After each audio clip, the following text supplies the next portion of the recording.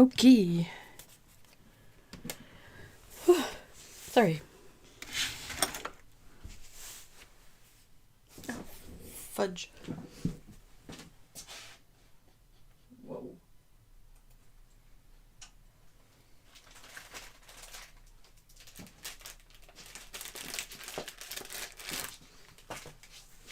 Okay, sorry about that.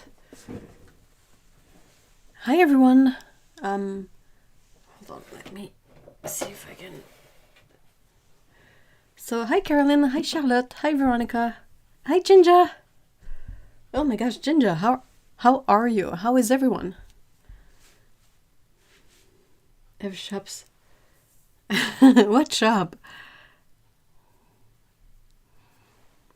Though somewhat relatedly, I still have pans that are cured and that I need to either set up for sale on my Etsy, or I don't know what to do with them.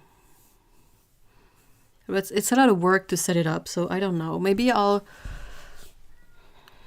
inventorize and make sure everything is still good, and then offer them on Patreon first, just because it's easier that way. I can invoice people through PayPal, and maybe I could put them on Ko-fi, because at least Ko-fi doesn't take a cut out of the whole thing. Salut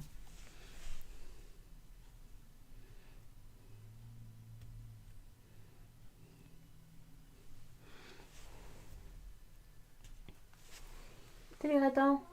Salut. Bonjour Coco, qu'est-ce que tu fais? Salut. Tu veux venir voir les amis? Non? Bye Pico. Often handsome wakes me up on Saturdays with breakfast. My apple and peanut butter and tea will be waiting for me on the stove. Aww. This morning's tea was in my funky mug. T'es de retour? Viens voir. Viens.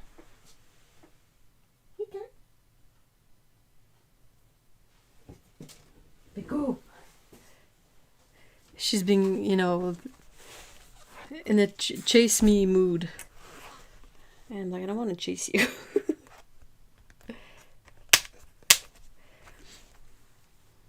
Tu veux te revenir, Pex? Viens, baby. Viens. Tu veux aller ici?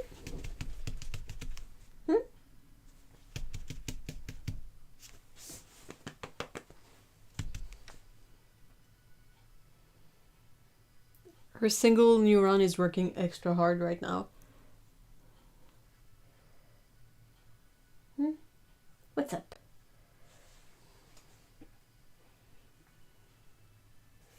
Salut, baby. No. I'm not running after you. Come on. Vita. Vas-y. Oh, why?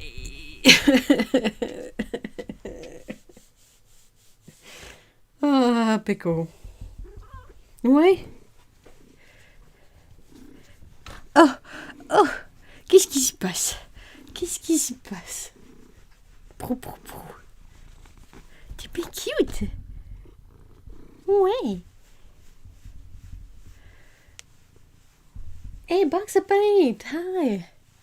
So yeah, Pico climbed on my lap to get to the table, but she climbed very clumsily and was starting to slid off my lap. So she used all of her claws, and it hurts. Oh, peut-être. Hey, silly baby. But it's family zoomies time. I'm getting old for family zoomies.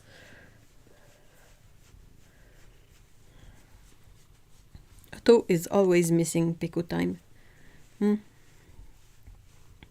When Otto is there, Pico is not there, and when Pico is there, Otto is not there. Arrête. Baby cat. Oh no, she didn't. No, she didn't mean to. She's just as graceful as the rest of us. Exactly. Oh, hello. Close up. Hey, baby.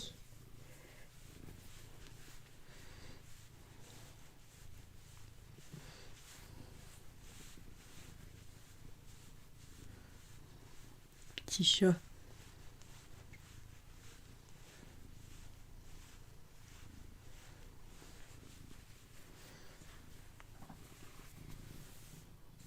You're so cute.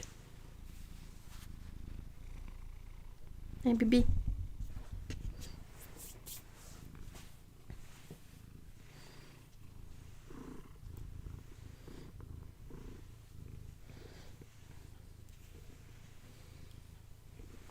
Please let us know more about your paint. Still haven't found smalt. Wait, I don't make smalt, so maybe you have me confused with someone else. My kitty nephew is now 1.5 years old and is smaller than Emmy. Oh! Prefixing, so bear makes him look teeny. Oh no! Oh.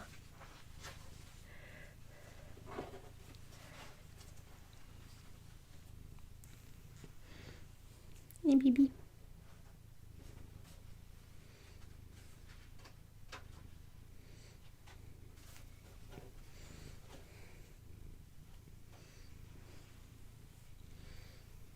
But he is not cuddly, and they are well jealous of our two needy snuggles. Needy snug. Yeah, needing snuggles 24/7. Yeah, ours are not particularly snuggly. Pico works on her own schedule, basically. Scout has no personal bubble, so you can squish her anytime you want, but sometimes she'll be more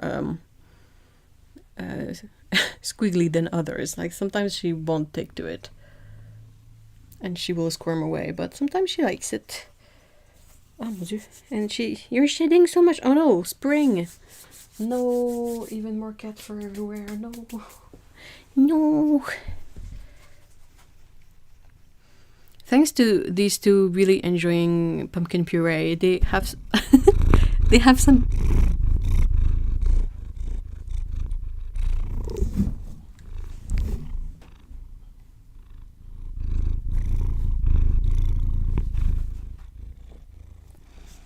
Wait.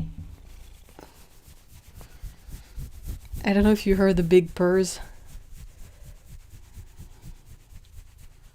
No, you sent me a sample. It was amazing.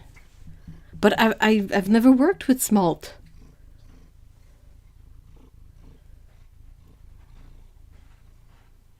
Like I don't have it as a pigment. Hey, baby.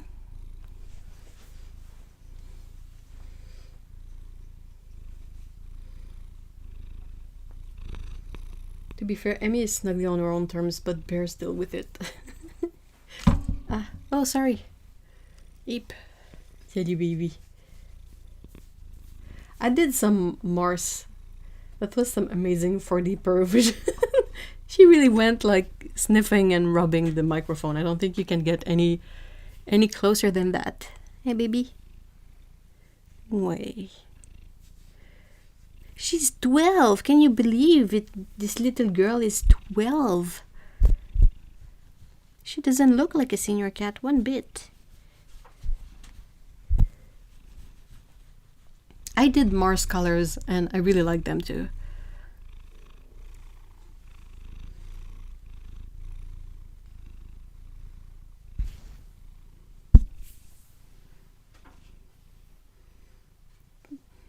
They both have snug schedules, so they are very fond of.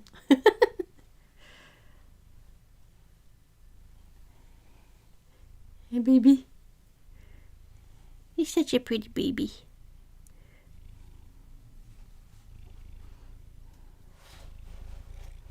Oh.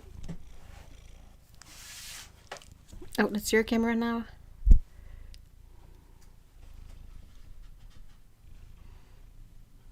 I think that's a good idea for a channel. Like, if you have a cat that will allow it, you just put a good microphone next to the cat, a good camera, and you record like long videos of the cat purring.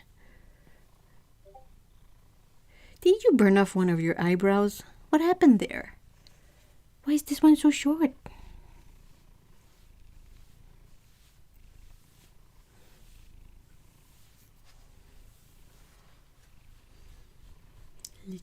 Little girl, little baby. Oh, je t'ai vu. Qu'est-ce qui se passe? What's up? Oh, what's up? Guillaume? Qu'est-ce que... Non, Pico. Non.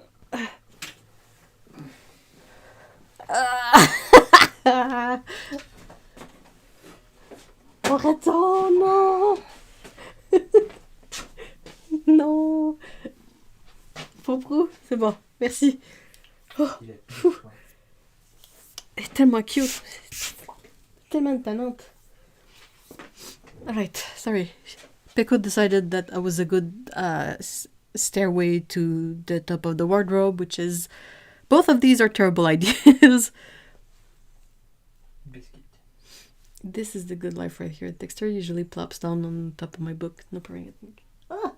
Pico is making biscuits. What flavor, Pico? What flavor biscuits?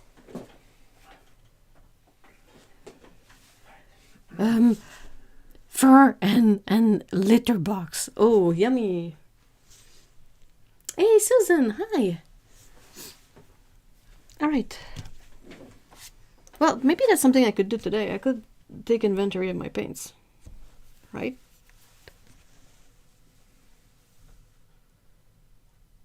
Somewhat. How does that sound? Hold on, I need to blow my nose, so I'll mute this.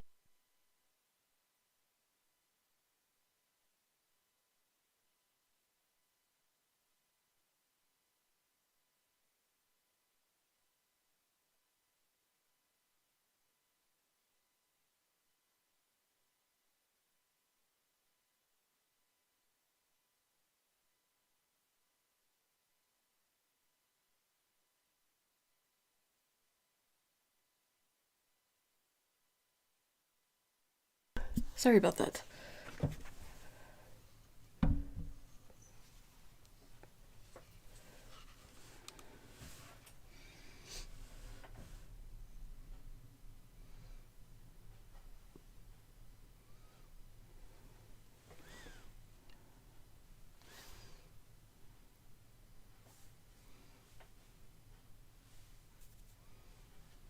All right.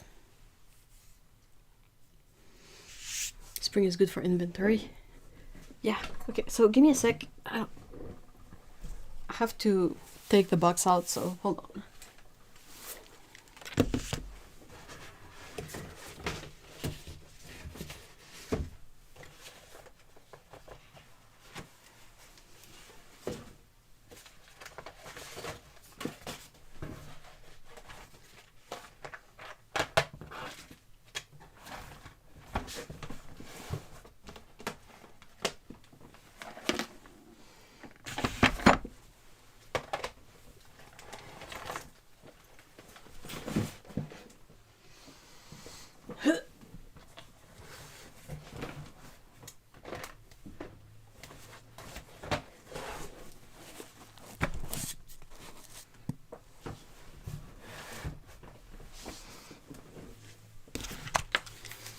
Alright, sorry.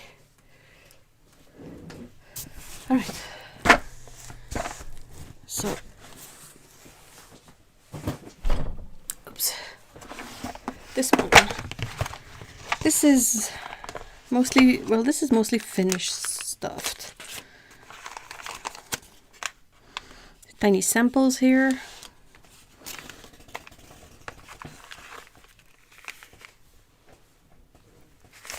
Picture is making weird sounds. More paints. This one has a weird, like oily effect on it.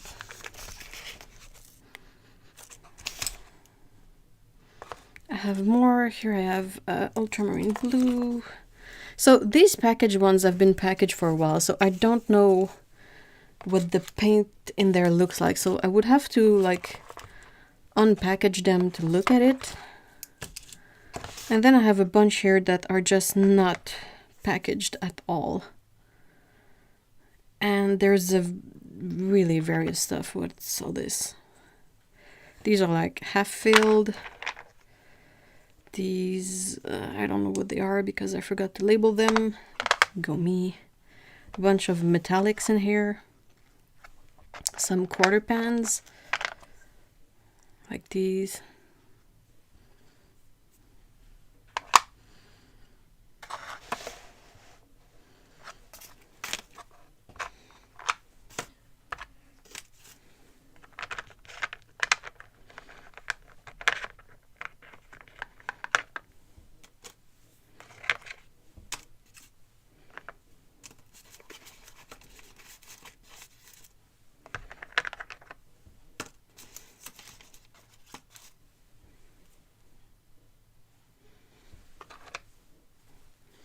Some of them need to be cleaned up a bit too.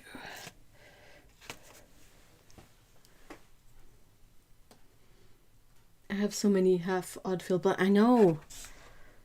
I was thinking either to offer these as like quarter pans at a discount or perhaps as freebies on like biggest paint order, but not biggest, but bigger. Sorry. No, that's the ones I've made. This is my handmade paint that I'm trying to inventorize and sort out. I have quite a lot of these green earth ones, but I don't really like it for various reasons. It's as you can see, like you can remove the thingy and it's full of holes on the bottom, and when you put it back it doesn't fit well, so I have to kind of bin. I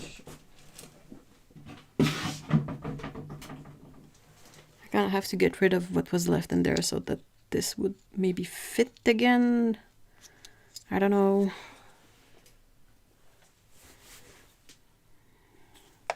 And I have a bunch of these. And I know I have more somewhere, so I just don't know what to do with these. I don't know what this is. Doesn't look... These two, they look weird. I don't know what they are. They look like a mixed color of some sort.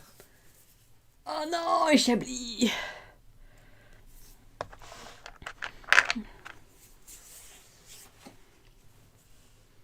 Experiments I controlled, but no idea how to use them up. Yeah.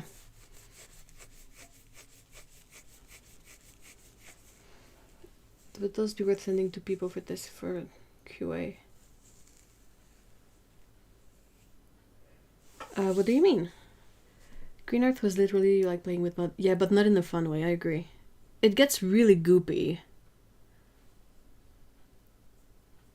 It gets really goopy and it dries really hard and brittle, and I kind of hate it. I love the color, but I hate the paint when it's dry. So I have these to check out. These. I don't know what to do about these.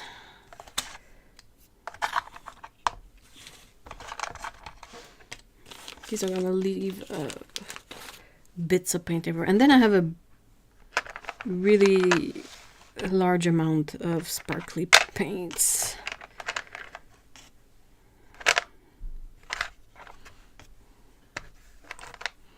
And then like these I only have, I was only able to fill them half before the mixture went bad.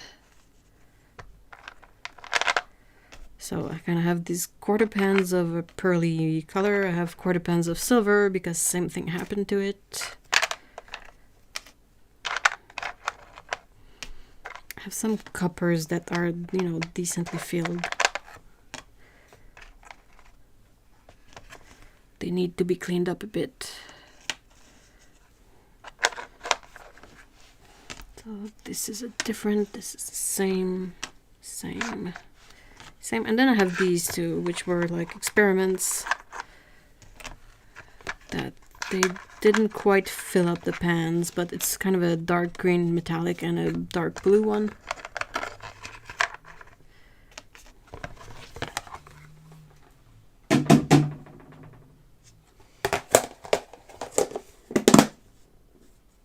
Yeah, they look like candies, I agree. Okay, so just give me a sec, guys. There's another interruption.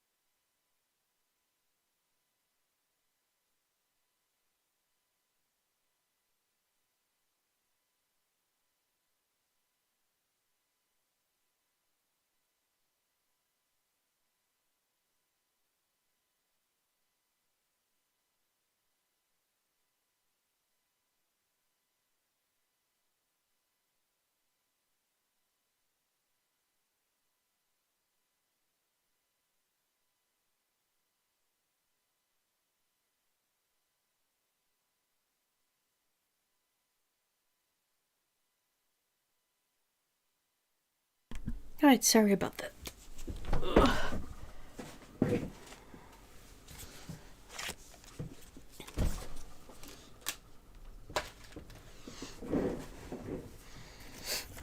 Just gonna try and clear a bit of space. Because I know I have more. More!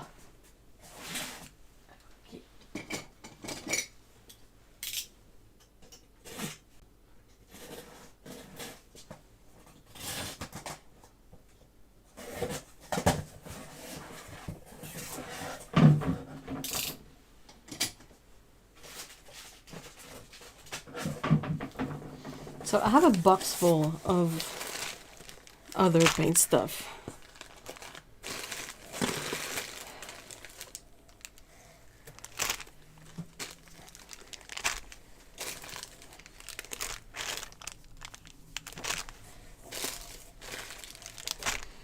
More pens. Perhaps I could...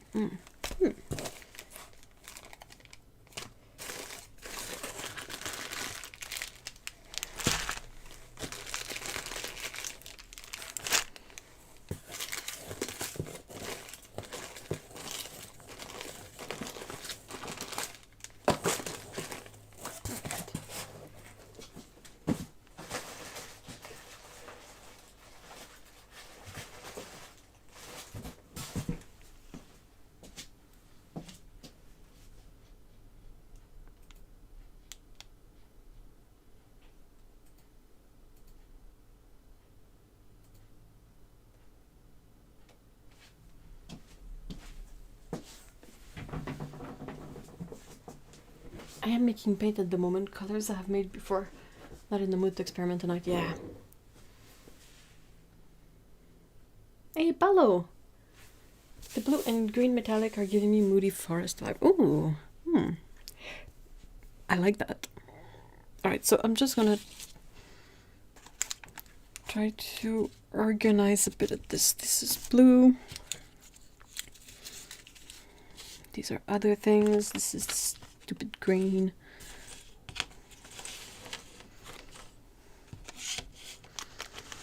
Metallics.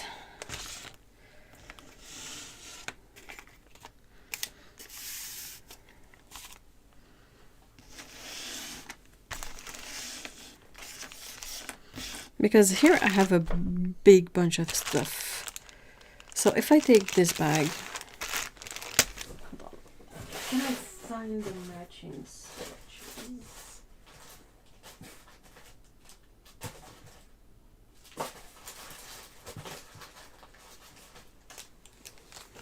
Yeah, I think these are them. Of course I didn't label them because go me. But it's basically Hokkaido orange. This color.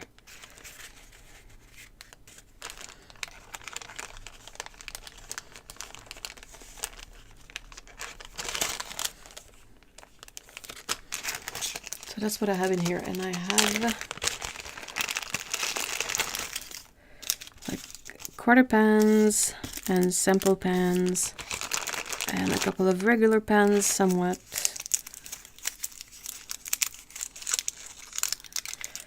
This one is not very full. I don't think any of these are. That's the thing that's difficult. Like, you kind of need to prepare either large batches or set enough aside for refilling them.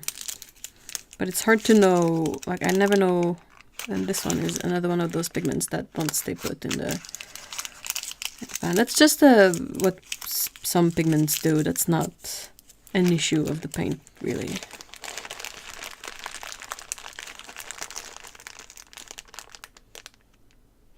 Had an important question to answer and got sidetracked. What kind of ice cream do you... Oh! Ooh! Someone said orange. That's true. So I think the main issue why I still have these is that I need to sort of test them out. And also, like, packaging pans is a really time-consuming project. Like, it's ghastly for that. And it's really hard to make it the priority of some sort. So I tend not to. And then I have all this stuff. I also have kind of dots, but I tried making something different for dots, which is basically what I did here. Is I made them in a little silicone mold, so they're loose little dots, kind of, so you can prop them in any palette or in a half pan if you want.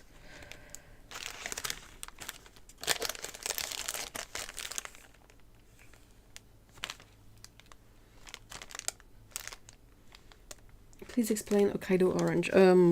What do you mean explain? It's a single pigment color. I don't remember the name of it, but I have it here. It's PY216. And it's a really beautiful color. It's quite opaque, but it's also like granulating a bit. And it's really nice. But yeah, it's one of those pigments like the cobalts that will not adhere properly to a pan. So you kind of have to be careful for that, but...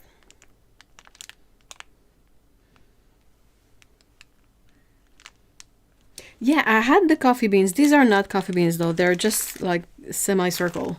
But I have coffee beans still somewhere in my box.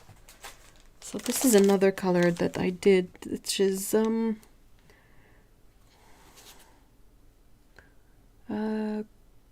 cobalt green extra deep. It's this one. It's these and one of these dots. So this one is PG26. And again, I don't have labels made for it. And I don't think I labeled the pans. Oh no, this is the chromium green one. But it's another one of those that if I flop this over, there's a good chance the paint will fall off the pan. Like, I did a bunch of these, like two cobalts, one chromium oxide green, and one orange. And they all were the type that would fall off the pan.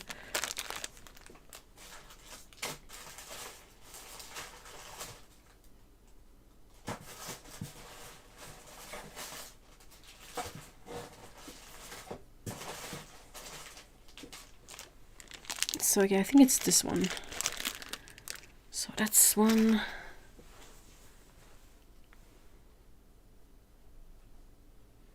PG26 is another one that might go rogue. Yeah, that's my issue with paints, is when I make the batches, I try to keep it a bit aside, you know, for refilling. But then I forget about it. And if you forget about it for too long, it will go bad. And you can't really use it to refill the pan. So that's kind of why I have many half-fill pans. So this is Chromium Cobalt Green Light, sorry, PG50.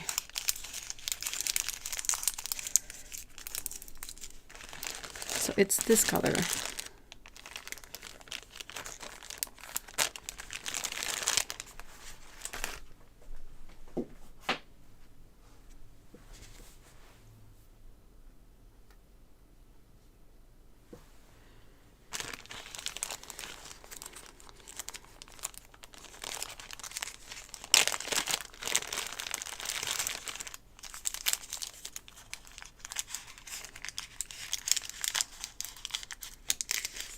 Oh, okay. We can see your messages, Paolo. Oh, so see, that's one of the dots for the cobalt green light.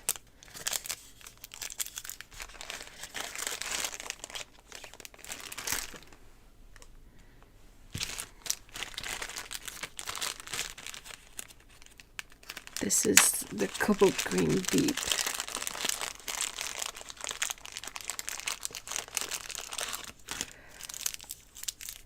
So yeah, it's a bit tricky to sell handmade paints, I feel like, because like you can never really test for quality long term, really. And like I'm always worried that someone will think these are exactly like commercial paints, and they're not. They're a bit more artisanal than that, so alright, only have these to figure out what's what.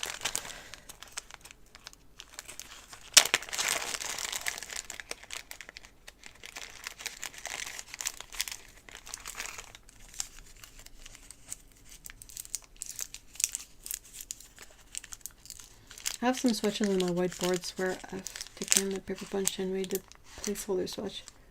Misbehaved and does not... Oh, yeah, I remember your misadventures with pans being leaky on the whiteboard and the ensuing mess.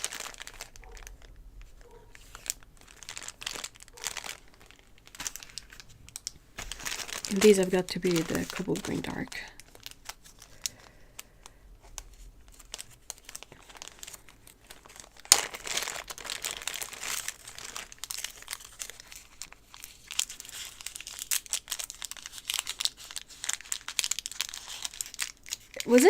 Was it a cobalt teal color of some sort, or was it cobalt green?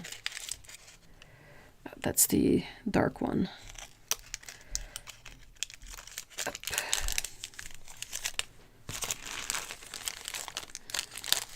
And then I have a bunch of other things in there too.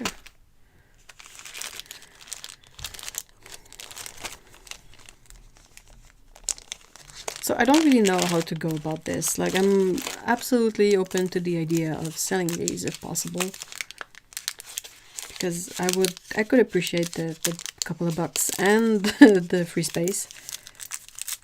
Okay, so this is more of Potter's Pink.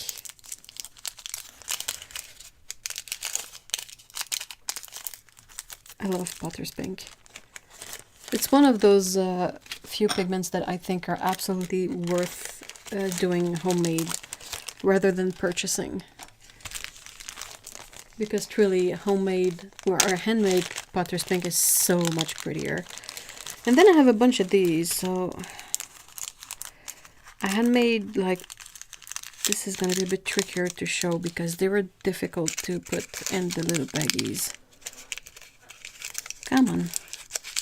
With the idea that if someone purchases these, they can just rip them out the little paper envelope. So So I had made like shapes. So I had it. They were wagashi shapes. So Japanese confectionery.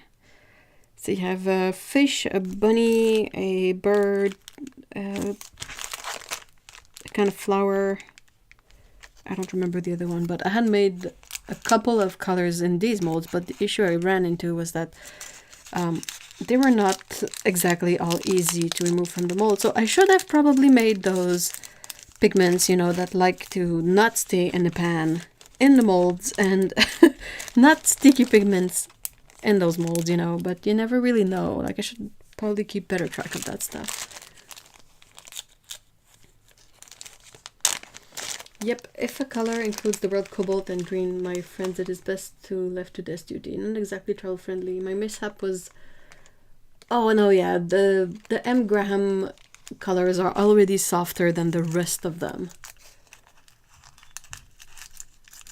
I don't like to leave paint from a batch, I'd rather make it again. The thing is, you need to keep good notes, especially if you have changed your recipes. Yeah, that's the thing. Like, my favorite way to go about this is to purchase my watercolor medium.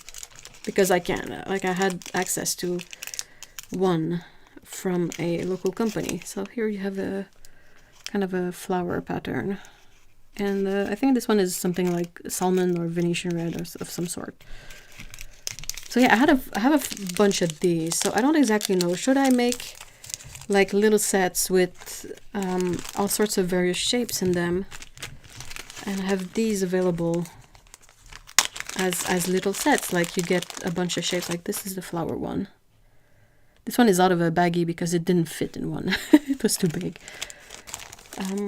So yeah, I have that. I think these are all... I don't have the same amount of every one shape, but I could still put together a couple of bundles.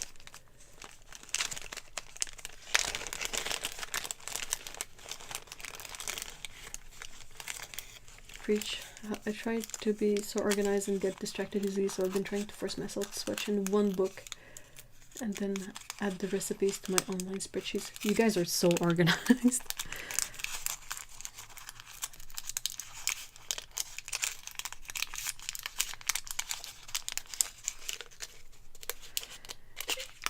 It's such a big endeavor to... Oh, this is more of that annoying green. It's a Terre Verte Brentonico. It's a PG-23, so...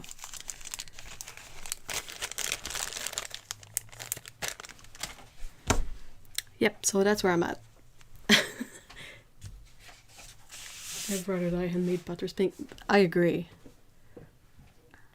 It's just so much better. I don't know if I can find... Let me show you.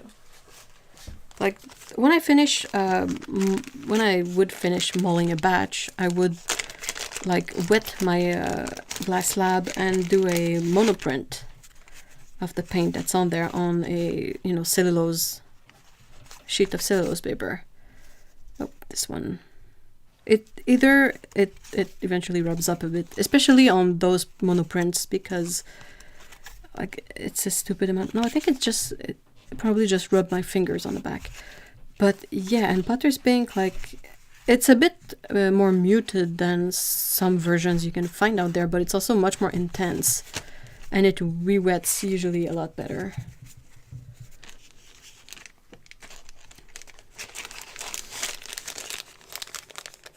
You could bundle some of the ones which aren't perfectly shaped and give a lumpy... Oh, I love that. Lumpy bundle. Oh, sorry. The lumpy bundle.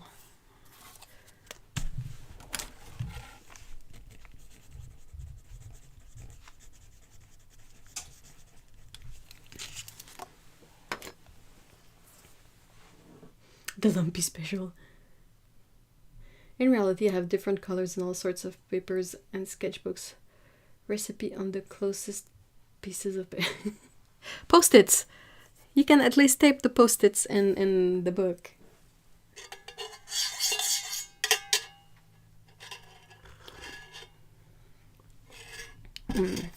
Hot coffee.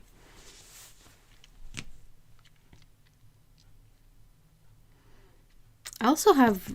I'm missing some things.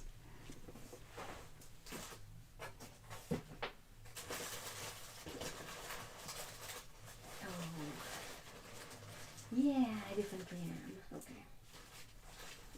So I have yet more things. These are the coffee beans.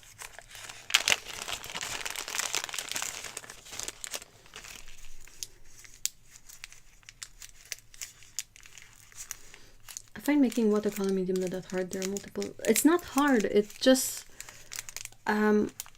I find it hard to. I find it doesn't keep well, and I don't like using clove oil in it for preservation. And the one I can buy already made has more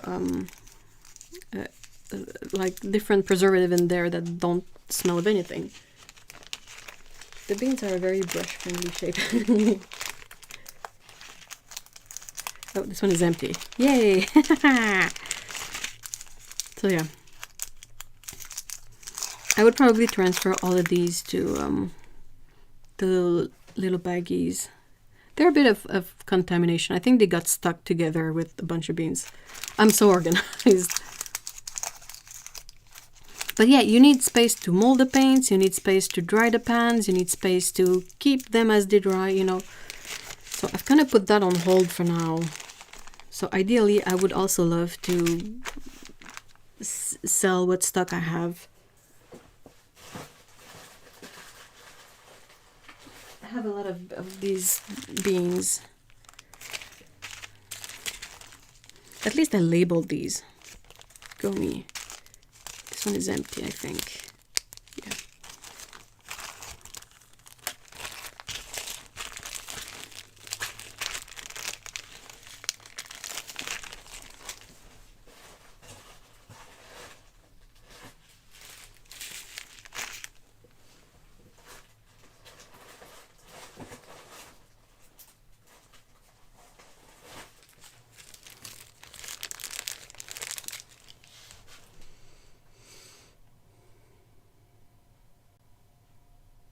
Lumpy beans.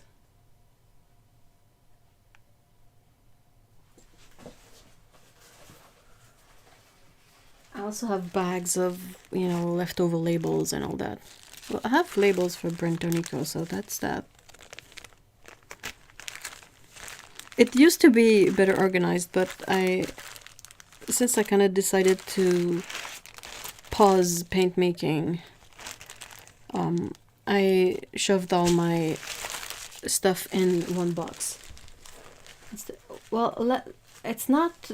I don't want the paints to smell of anything. I don't want any scented oil in there. Personally, I don't mind using paints that have clove or lavender in there, but for my own production,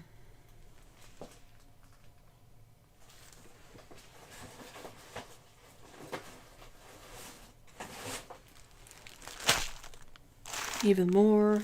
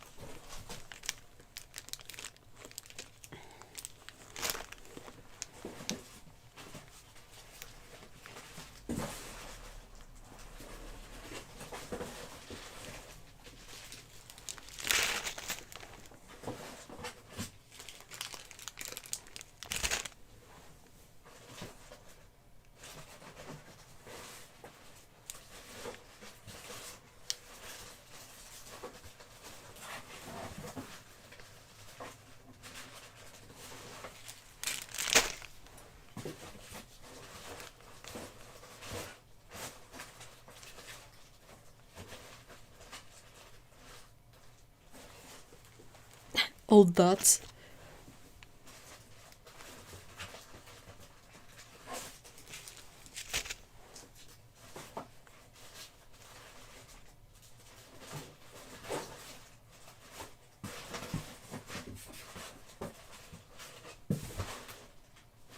I think that's mostly it. So many paints.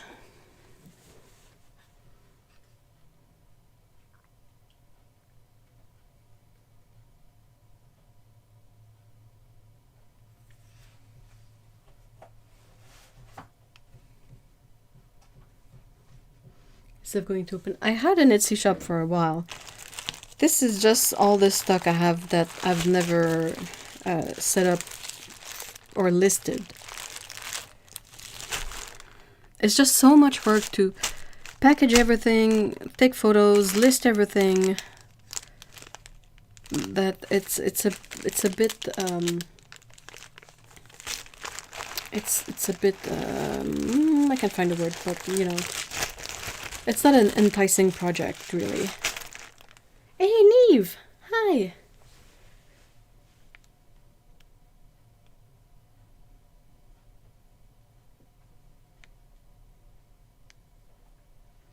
Yeah, I need actually work that pays so I can have an assistant. But yeah.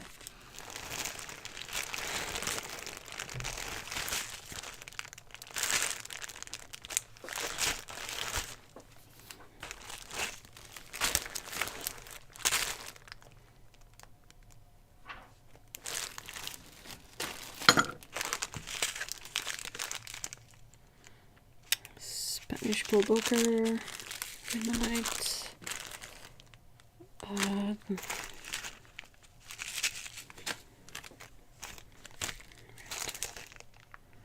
Ultramarine violet. Some butter's pink. What's that? Ultramarine blue.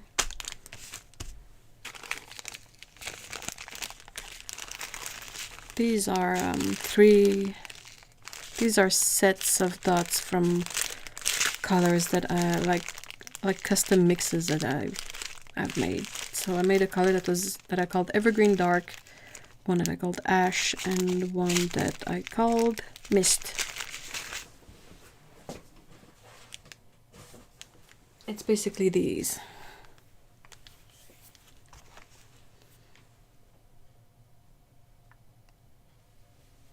The Etsy shop is empty for now. There's nothing on it. You should train Pickle to run an Etsy store. Oh, that would be so chaotic.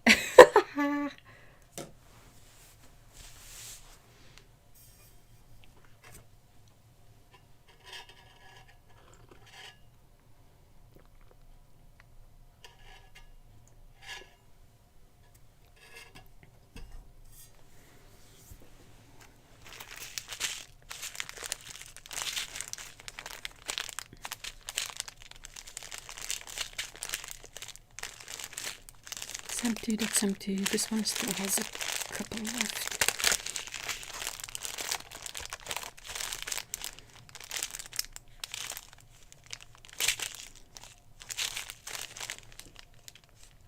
Pico, hello, welcome to my shop. Floops over. She would never be able to fulfill orders. Forever distracted.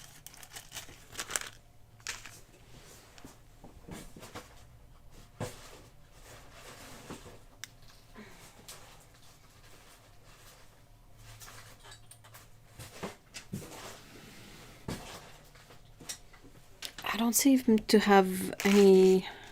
Be right back.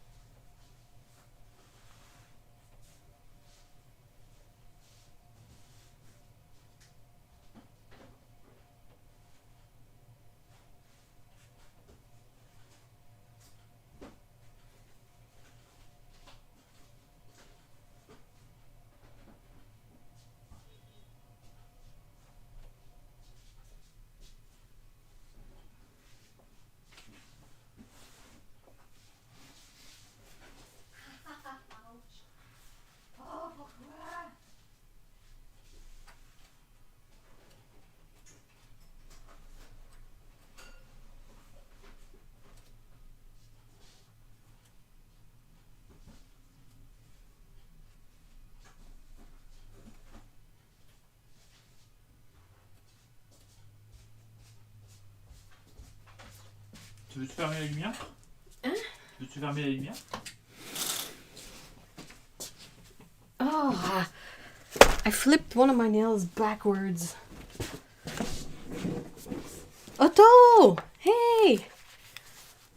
Hello, hello, hello. You missed Pecco in the beginning.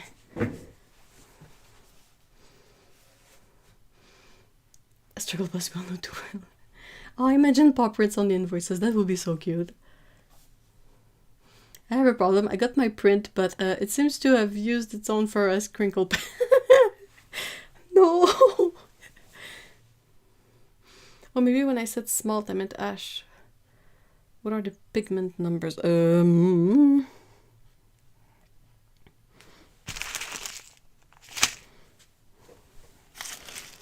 PBR 7, PB 28.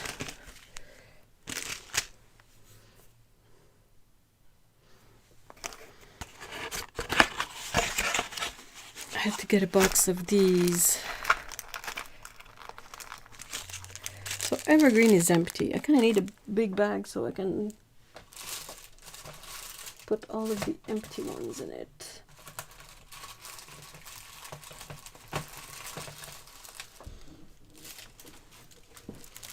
Oh, that's a bag.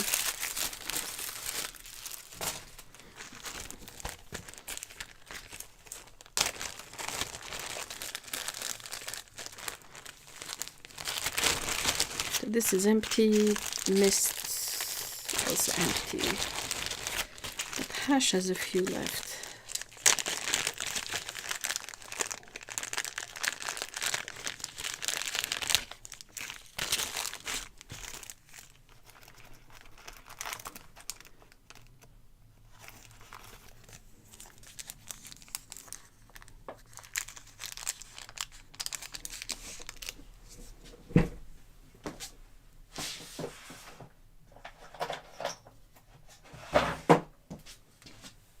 Ouch.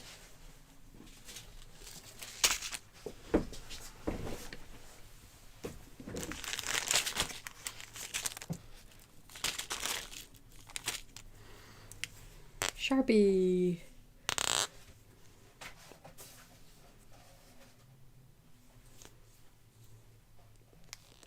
Took me forever, but I ordered my first sheets of. Ooh, what did you get, Neve?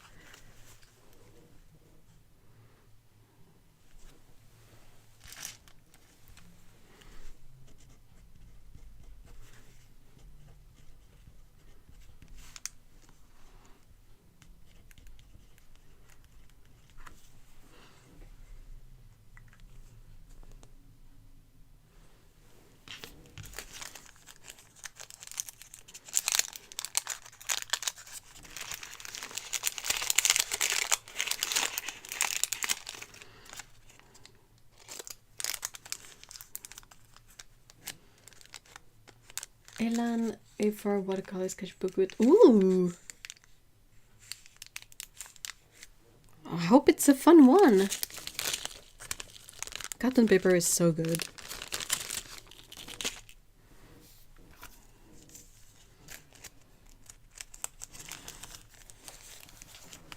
I've been trying to declutter somewhat, so I've put a bunch of stuff for sale on eBay and Poshmark. Poshmark can be a bit funny at times because people really try to pay prices that are like a tiny bit too tiny on some items that are, you know, worth a bit more than that. Like paint sets that have hardly been used and they kind of want to have 50% off, and I'm like, I don't think so.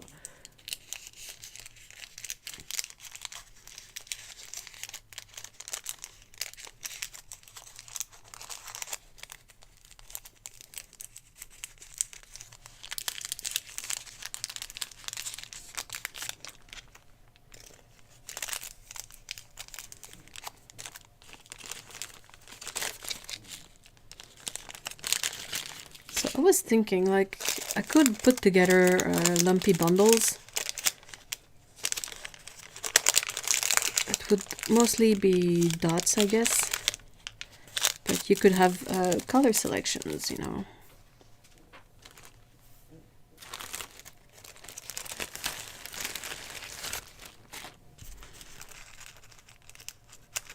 could have some sort of themes going on. Like metallics would be really easy to do because I know I have a bunch of them.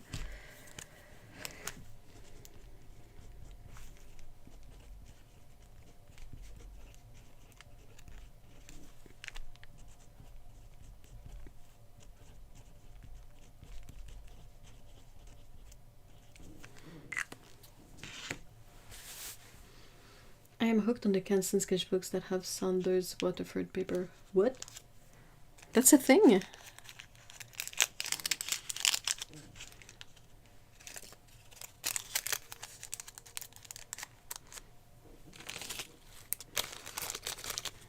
So I could probably make some interesting sets mixing ash and the color that I did called Dune. I don't know if I can find swatches of these. I know I have them. Nope. Nope.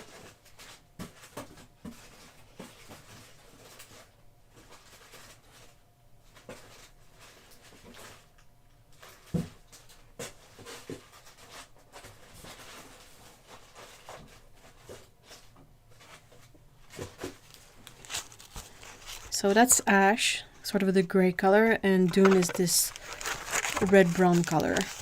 So I think these two would go well together.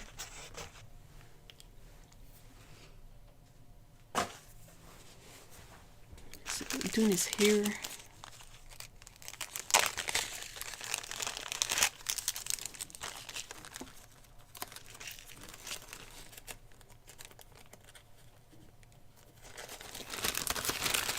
Although I haven't found them with hot press paper.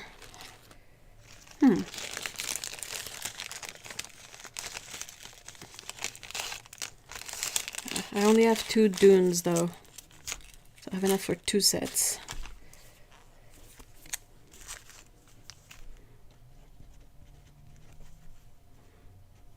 Or perhaps would it be easy? Oh, my brain is can't talk and write. Okay, PR. Okay. So I don't know if I should have them in bundle or separately, and people sort of put together the bundles.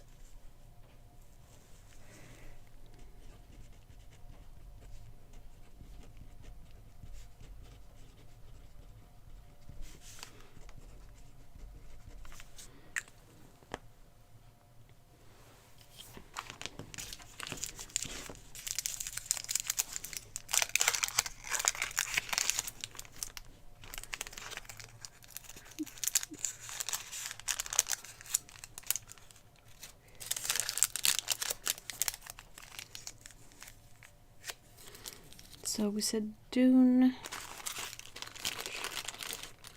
So that's 1.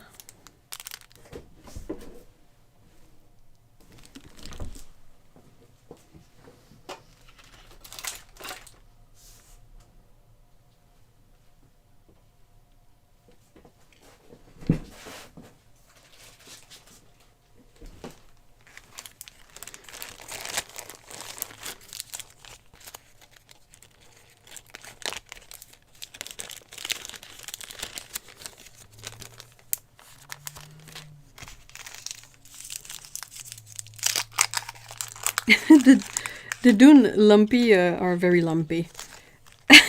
They're extra lumpy.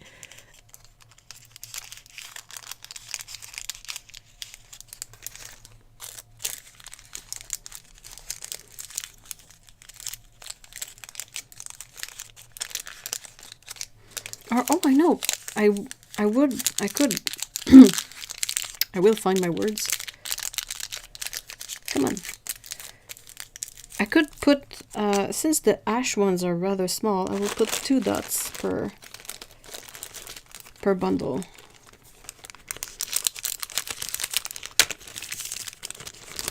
There you go. Fixed it. And these 2 will go with this one.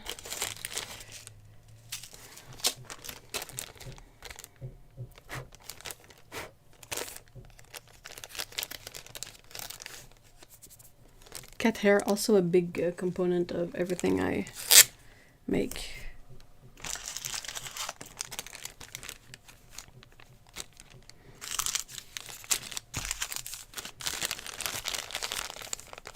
Hi, Jinx.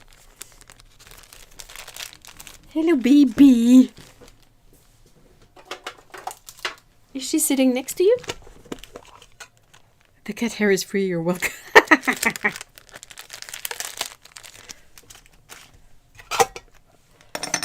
All right. Next. So I saw that I have one yellow. This is finished.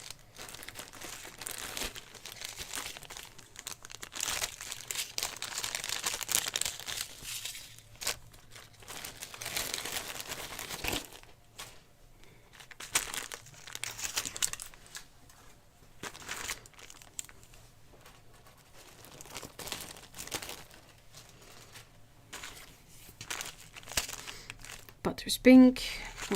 So green, lemonite. Violet. Geo.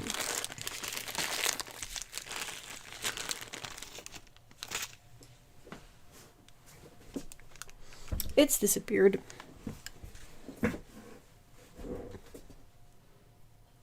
If your order doesn't come with at least one stray hair, you get 50% off your next order. Yeah, that's a safe one. I had a nap today and kept getting woken up by a wet cat nose on my cheek. Oh, that's so cute.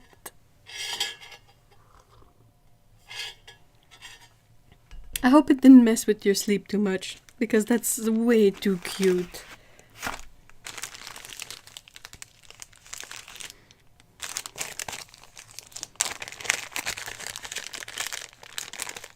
So I changed the order. I went with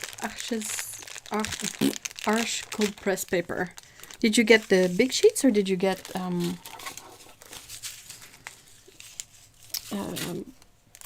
sketchbook of some sort?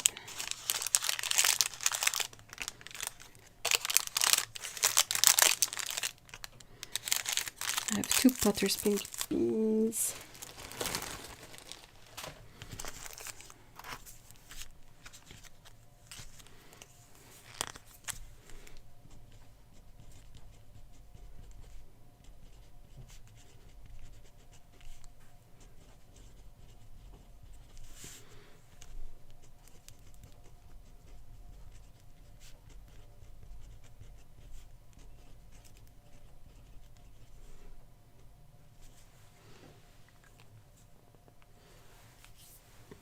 I got a pad.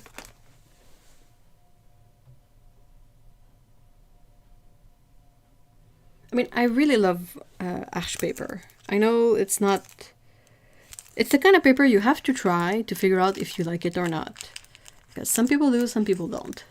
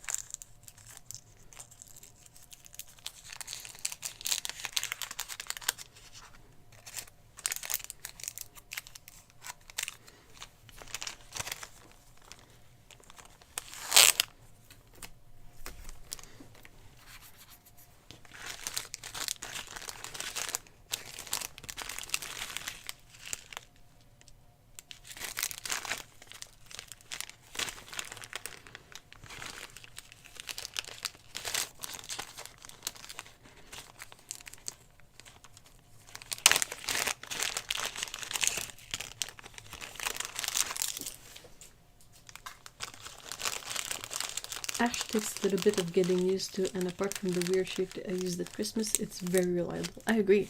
Hey, Yuri! Hi!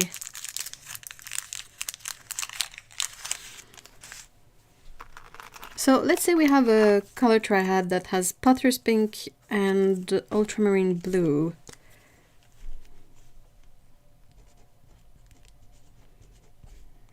What would be an interesting yellow to have with that? Ultramarine blue, maybe?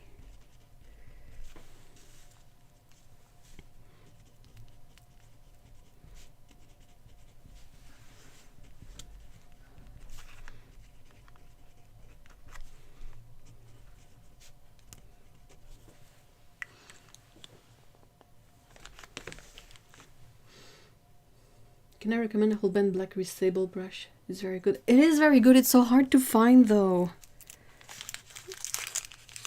I'm so bummed. All the Holbein stuff over here is impossible to find at a good price, really. Or impossible to find, period.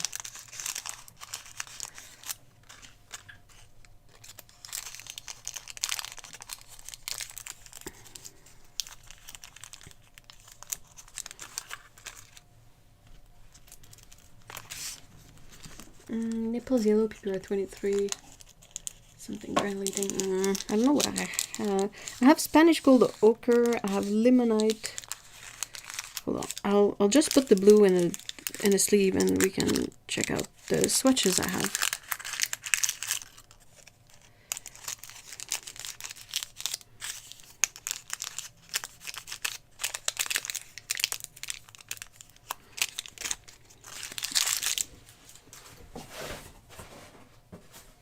Alright, so that's the ultramarine blue, that's the limonite, I think, and that's Potter's pink. So for now there's these two in the set.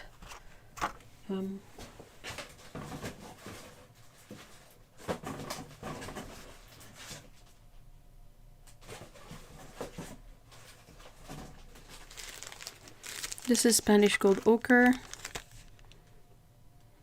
Deep gold oxide.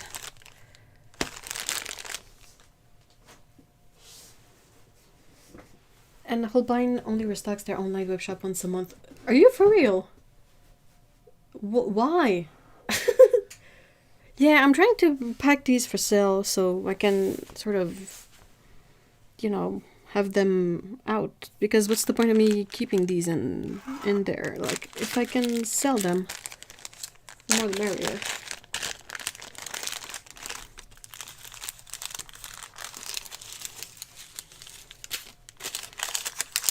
So this is the limonite. I have 1, 2, 3, 4. All right.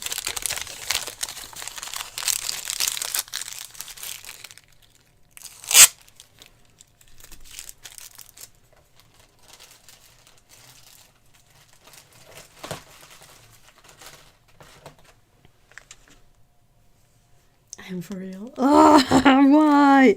Why are you like that, Holbein?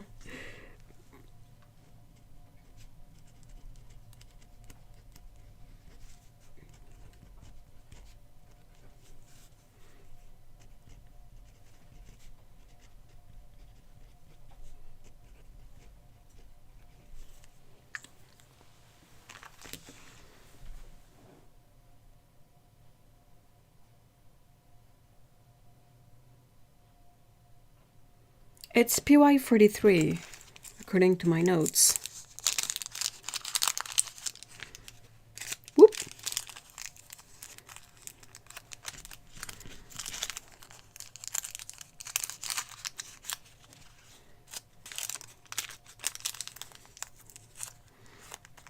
I think something that might be helpful to do with these two is to include swatches of the colors.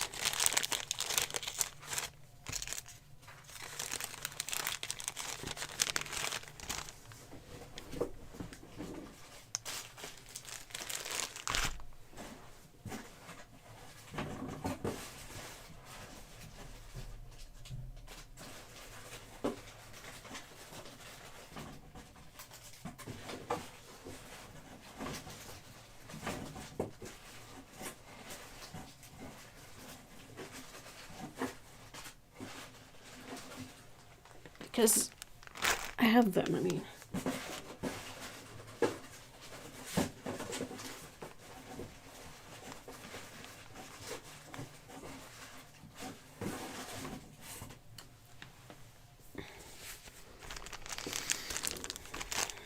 So that's not the one. That's the limonite, that's evergreen. That's this.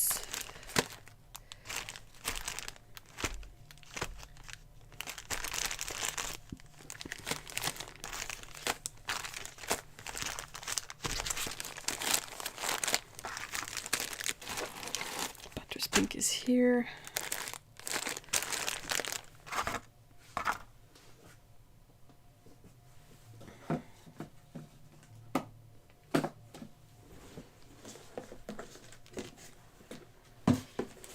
I'm going to go on yellow. Even like Hokkaido yellow is a really, really nice color. It's that granulating yellow that's super fun to use in paint.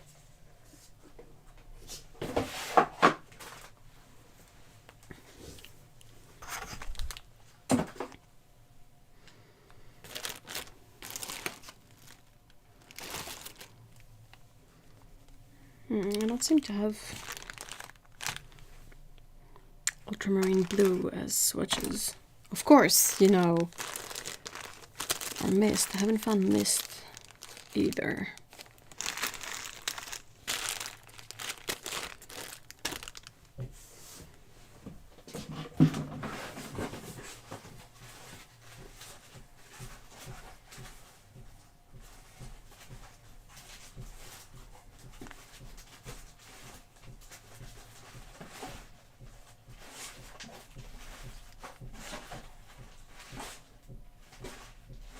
Well, there goes that plan. All right, scratch that.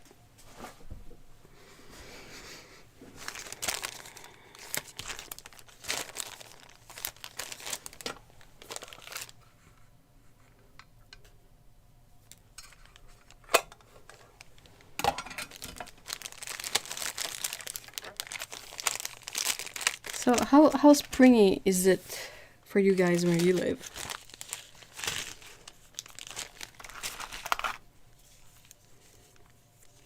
We had like snow yesterday. Mostly melted by now, but you know.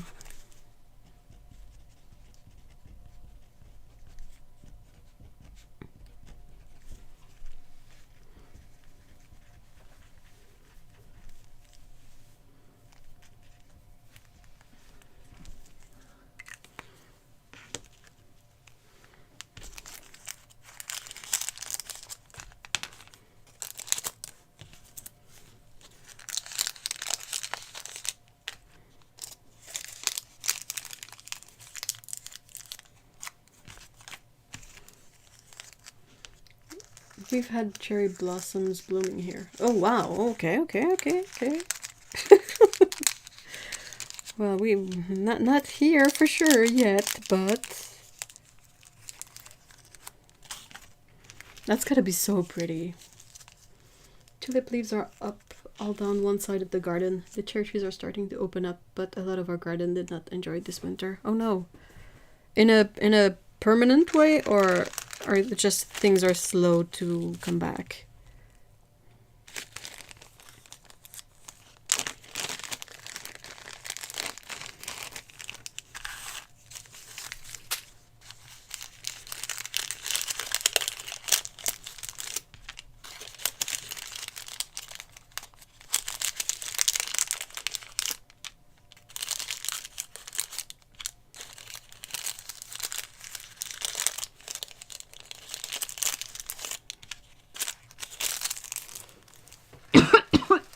Sorry.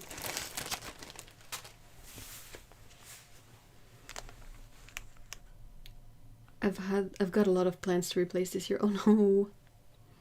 Both cats have been protesting at the back door regularly. Catio, catio, catio. But it's not happening until we have several days of decently warm weather in a row. They're ready to ride it. Aww. Oh wow, Paulo. Well, how cold do you have it in the winter?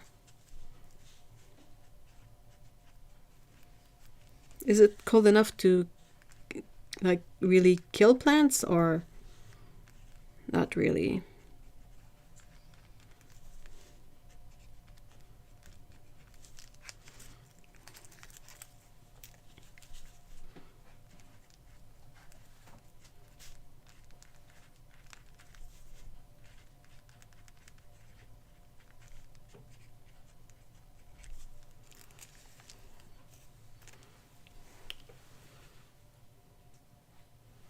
I would love to grow pomegranate. They are lovely. They're a mess to eat though.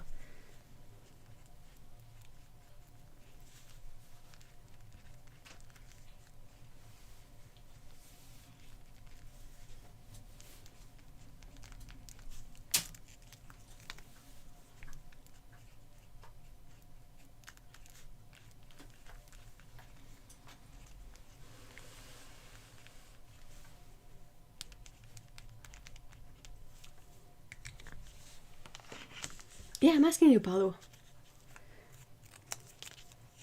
I'm curious to know.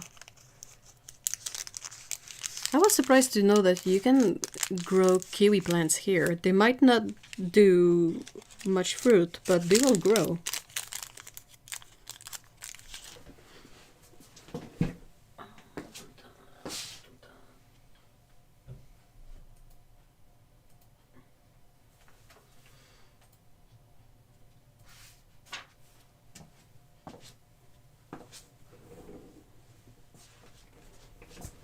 Our winter is rather mild. It really goes under 0 C. Oh, that's good.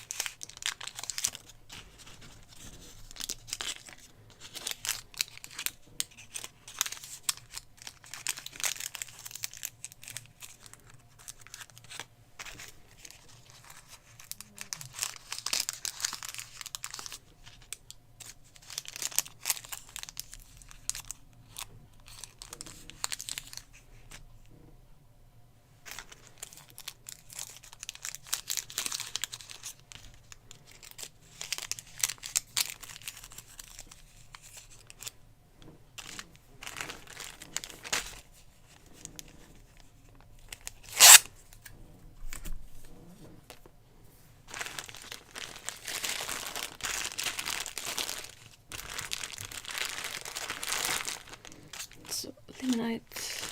I'm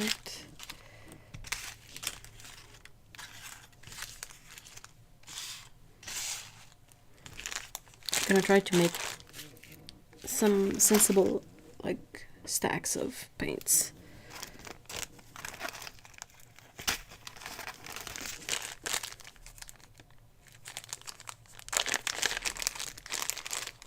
I think we have to yeah, I don't know what kind of temperatures a pomegranate tree would require.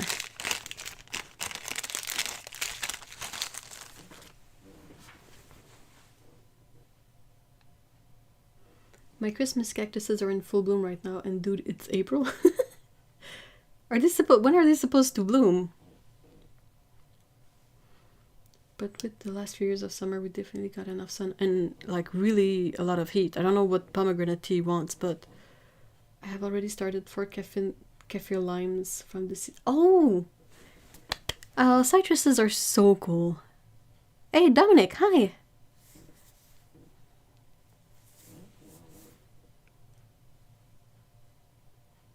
Pomegranates survive up to -10 Celsius. Ooh, hey. That sounds like a plan, box of paint.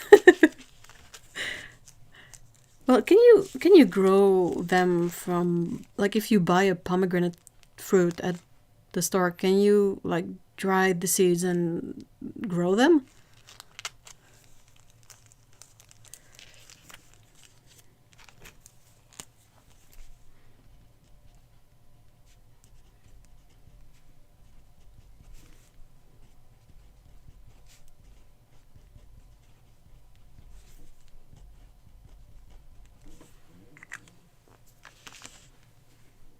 Yes, you can.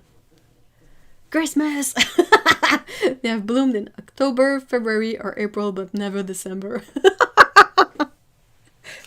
Well, I say they are lie cactuses.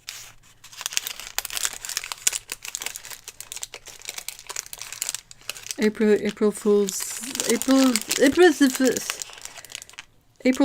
Day, yeah. In French, it's called Poisson d'avril, so basically April's fish.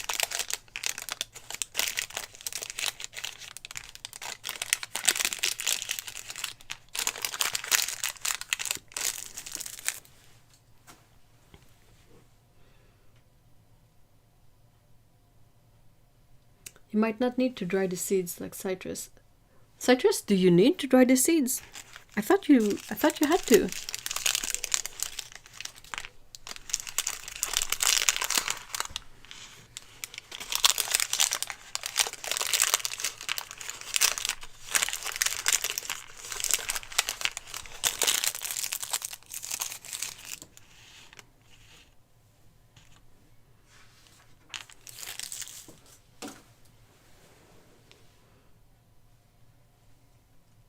Yeah, you dry them for a few days, it seems. Ah, that's so cool. Are you gonna try growing one, Paulo? Get fished. Just don't get catfished.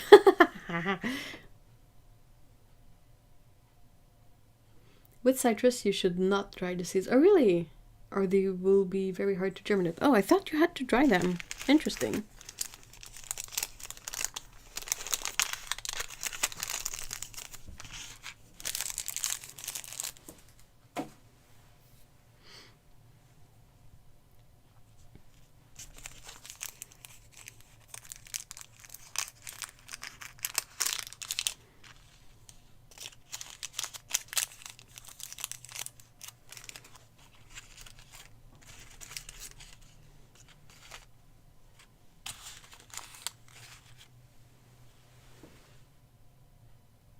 That's why I was never able to start yuzu from the seeds I got from Japan.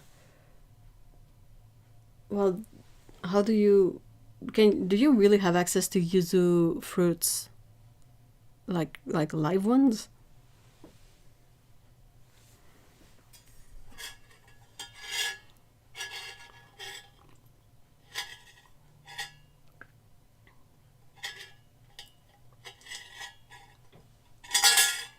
Oh, that's fortunate then. Sorry for the sound of my mug. I say this and every lime seedling I have will die. No, well at least they became seedlings, you know?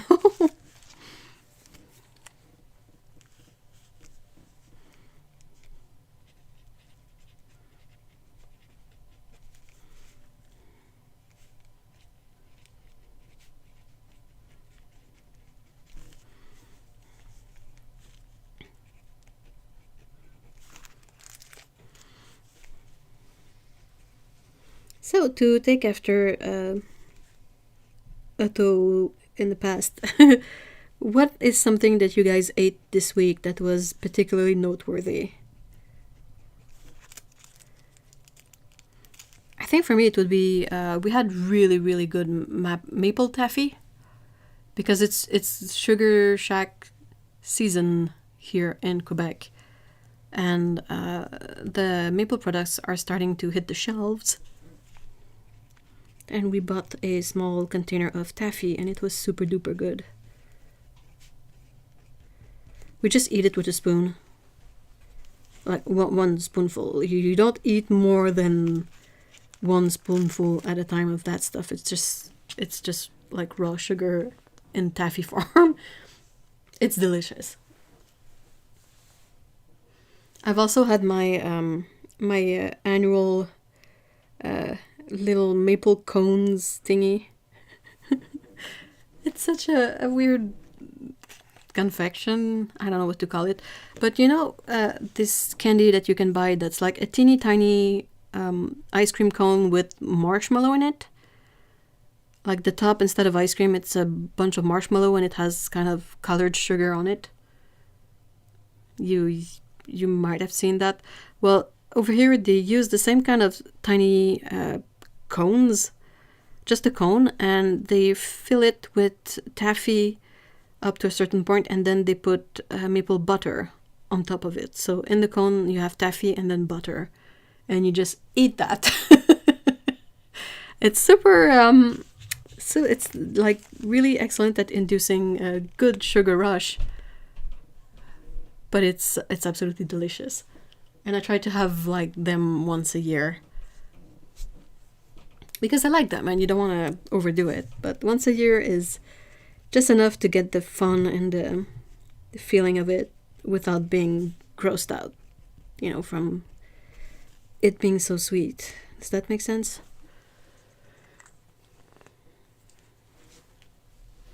I found a farmer that has a lot of citrus. Ooh, I remember I germinated the lemon seed before, but the root was so sensitive that when I moved the seed from tissue, it reaped. Oh no!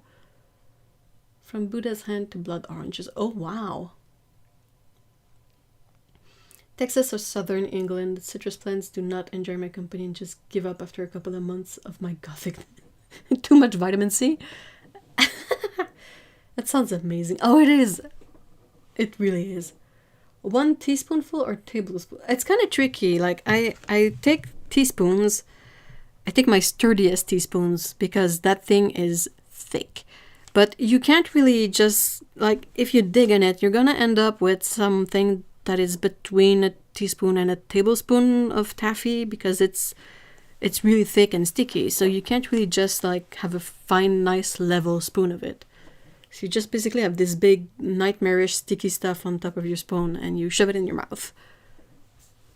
The official Sugar Shack version of that is they have a tray that they fill with snow, clean snow, and they pour the taffy when it's still hot on the snow, like in lines, and it sort of it hardens on the cold snow, and they give you like a popsicle stick, and you use your popsicle stick to pick up your whole line of taffy. So you have a stick with a big blob of taffy at the end, and you eat that.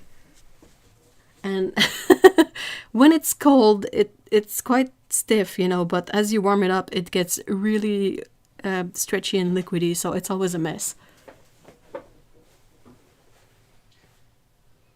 Marshmallow? Well, I don't know, it's a thing I've seen. I don't know if this still exists, but they used to. I would totally overdo it. No, that amount of self-control doesn't make sense. Well, it's... I call it a self-imposed... Like, you might start with the mindset that you won't be able to stop after one, but usually after one, like, your system is like, holy moly, that's a lot of sugar. But, I mean, the whole Sugar Shack experience is about eating so much sugar in one meal. Like, everything is cooked in maple syrup, basically. And everything is served with maple syrup. And then at the end, sort of the traditional end of the meal is the taffy and the snow. Half-set maple lollipops. Yeah, basically. That sounds amazing. Is taffy and toffee different? Well, taffy is translucent. Like, it's clear. It's deep. It's a bit like, when you have the dark or amber maple syrup, like that rich color but completely translucent. It's like that, but with the texture of a stiff toffee, perhaps. Oh, it is extremely Canadian, of course.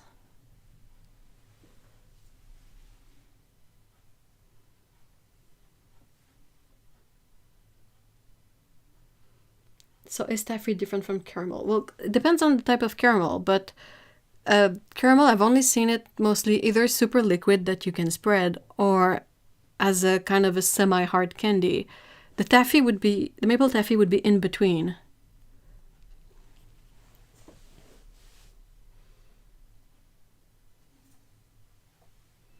Maple taffy, it's basically, okay, everything that is made from maple syrup, from the syrup to the taffy to the candies to the butter to anything, it's basically just taking the sap from the sugar maple trees and boiling it down. And depending on where you stop boiling it down, you're going to get a different result. So syrup is the first thing you go through, if I remember right. Like, if you boil it down lightly, you're going to get light syrup. If you boil it down more, you're going to get darker syrup. And if you keep boiling the syrup, then you're going to start hitting all the candy stages of it. And butter is in one of those stages, but it's basically I think you boil it to a certain point and then you just stir it up and it becomes like a spread. And then you can keep boiling it, and you can have taffy, and you can have hard candy. And if you want to make like what do you guys call it? Like the white fudge. You can make white fudge by just boiling it down, the maple syrup, to a certain like Celsius degree. And when it reaches that degree, you take it off the stove, you put like a spoonful of butter in it, and you just whip it. And then you pour it in a mold, and it's gonna become like white fudge a bit. Does that make sense? Both are super sticky and dentist nightmare. The taffy is not that bad because it will dissolve really well with warm water, so in your mouth it's gonna dissolve completely. Apparently maple butter is heating it to 112 Celsius, cooling it to 52 Celsius and beat it. Yep. It's amazing on toast. That's what we had for breakfast.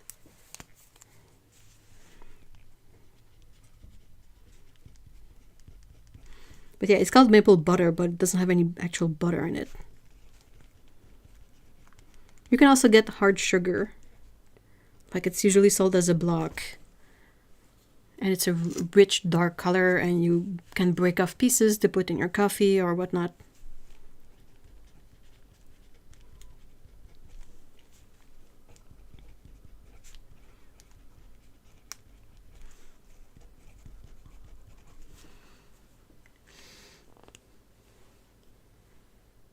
Oh my god, that would be amazing on those. It is. It is super good.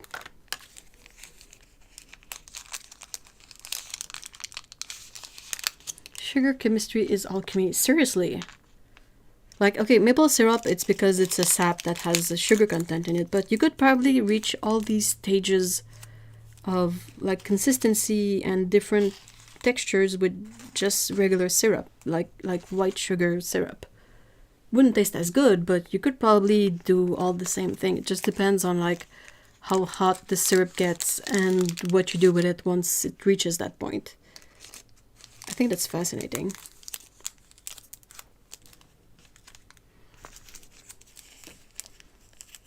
It's the fudge, it's just super saturated sugar water, so it's like crystal bars. What?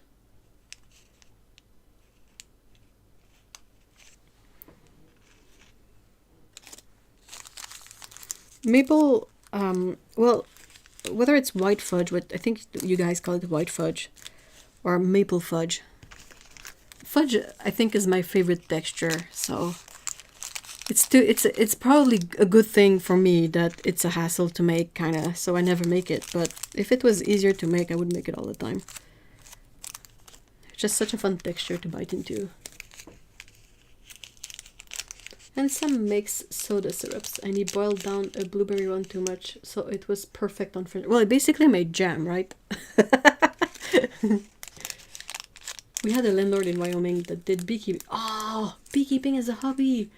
And he would give us this type of set honey that was solid, and you'd run your butter knife over it to heat it up and melt. Oh, dude! Was it like because you can get I think they call it creamed honey. Now, creamed honey is relatively liquid. But basically, if you forget any kind of honey in the pantry for too long, it's going to become hard and crystallized a bit.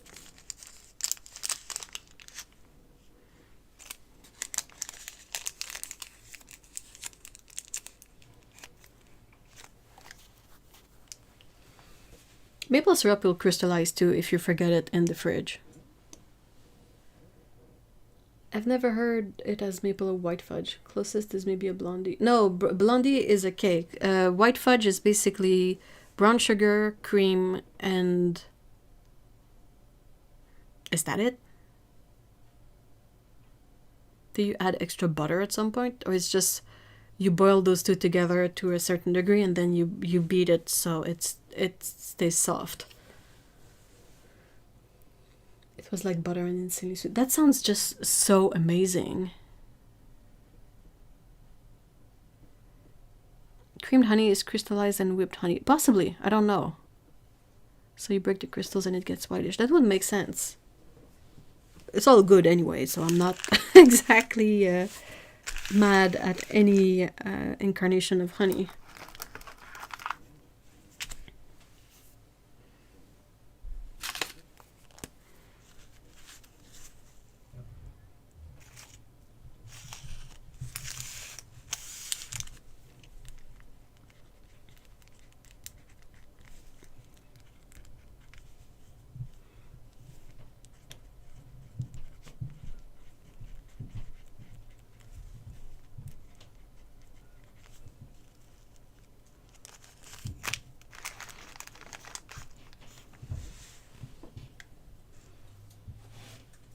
This looked like natto strings but tasted creamy. Oh my gosh. I love how this chat always devolves into... I don't know why you say devolves. I think we evolve into... I think it's not a bad thing to talk about food. Because it's such a fun topic.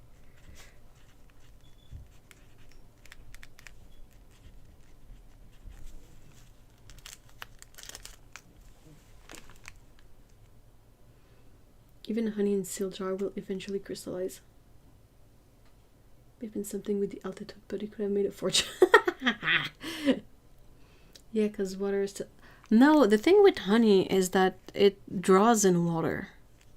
That's why it's in specific paints like Sennelier and M. Graham, and those paints are always super sticky. It's because it will draw in moisture. I had a project for studying it, but unfortunately it wasn't... Oh, that's a bummer. Yeah, I questioned the word devolve too as I was typing it.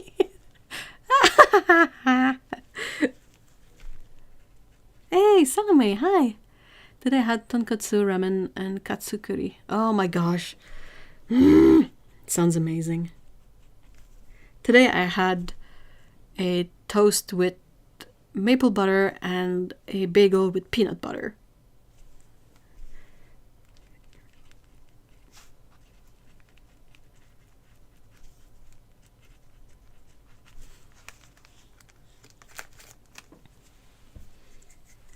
It's like how water bottles still have water moving about in a container.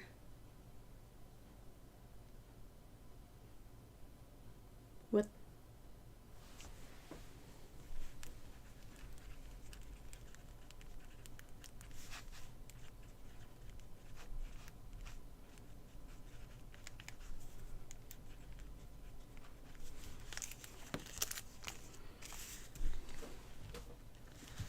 Katsu curry. What's the katsu? That's the fried cutlet, right?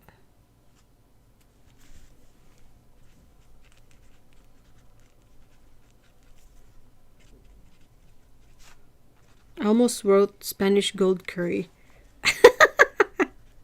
Not quite, though the color could be used to paint curry, I think.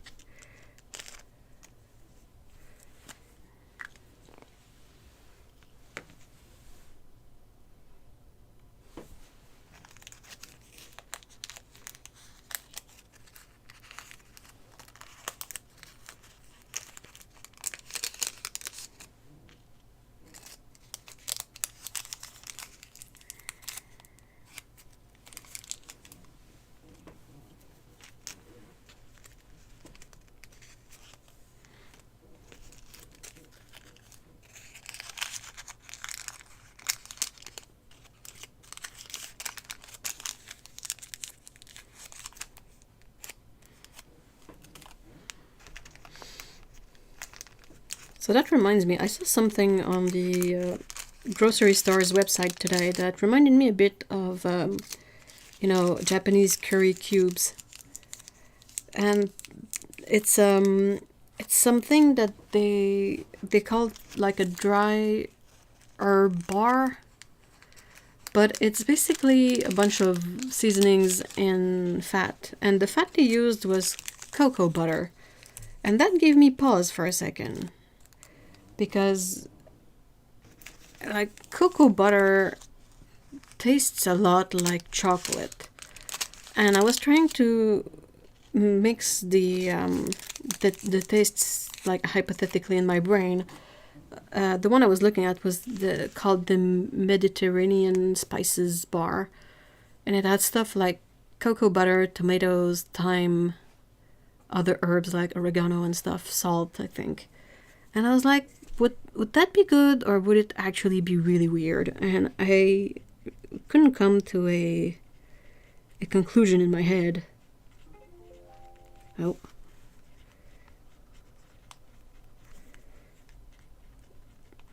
And I don't know if I want to pay like $8 to try it out.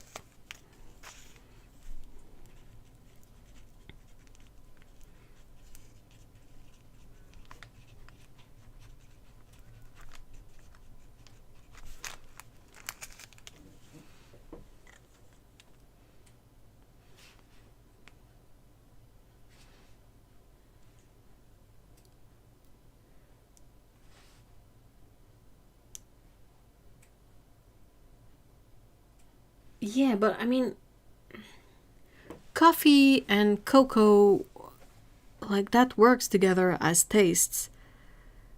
But I was trying to think like chocolate with tomato and herbs. I don't know. I mean, it of course it's possible, like physically possible, but does it taste any good?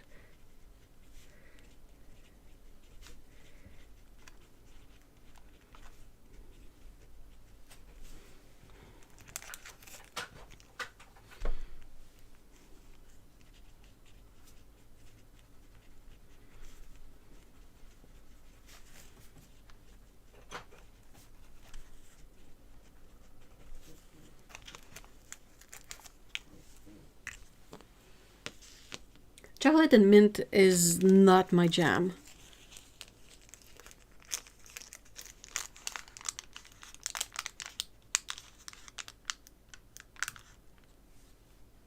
Well, I don't think cocoa butter has as much of a taste as you think. Well, I mean, from what I've tried in terms of putting it in my mouth, it tastes a lot like chocolate and smells a lot like chocolate too.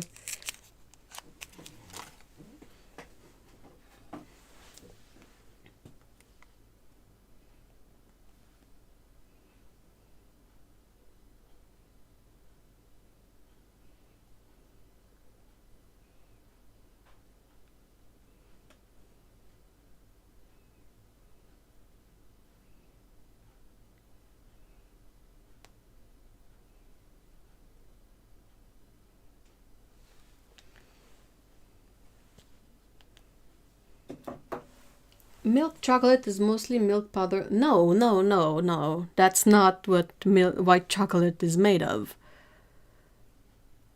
White chocolate is basically cocoa butter and sugar. And they put milk powder in it so it has a bit more of a like consistency, but it's not made from milk. Dude. Mole can be chocolate and tomato, so it could be good. Okay, okay. But when I used cocoa butter in home care product, I'm always really cautious because this... Yeah, it smells so strong. I've done the same. Yeah, I will fight you on this. Like personal experience.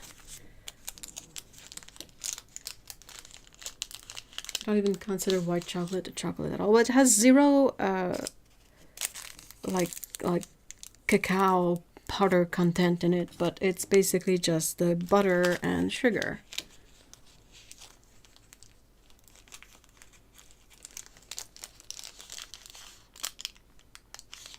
What if you separated the fats from an avocado, replaced it with cocoa butter, and made an avocado bar? Well, you can make pudding, sort of, that is basically avocado, some sort of sugar, and cacao. If we fight anyone regarding chocolate, I will.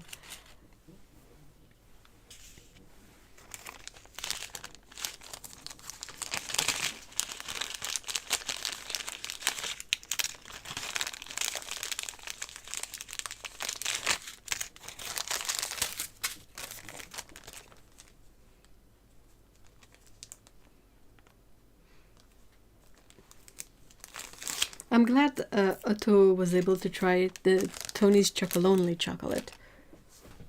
Because it's really good. It had to have a flaw somewhere, so they decided to make it this stupid shape. Like, where it doesn't break in any easy way. And usually the bars... You know, a standard chocolate bar, like not a candy bar, a bar of chocolate is 100 grams. Well, the Tony's one are about 180, I think, 160, 180. So they are thick, and the pattern on them is chaos, and trying to break a chunk off is also chaos. Like, they were like, our chocolate is too perfect, we need a flaw in there. Come on, guys, brainstorm. How about we give it a really stupid, like, pattern? We have a winner. Thanks, Joe.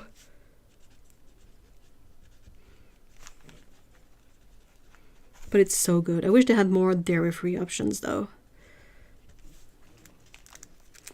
That's a very special too. Thickle slab. Ah, Jinx! Jinx! Hi, baby!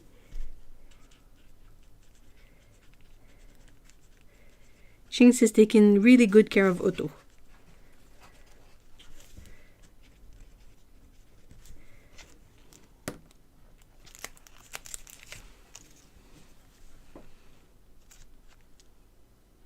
A pizza place here makes chocolate pizza and it's so sweet it's nauseating. Oh no! I've seen that at the local pizzeria too, but what they do is you know, not too bad. They basically will cook a pizza dough with nothing on it. And when it's out of the oven, they put a spread like Nutella on it. It's not actual Nutella, it's their own variant of it. And then they sprinkle powdered sugar on top. So it's not too bad. Dark chocolate with sea salt is my jam and no one else will touch it. They make that one, right? That's just dark chocolate and sea salt, do they?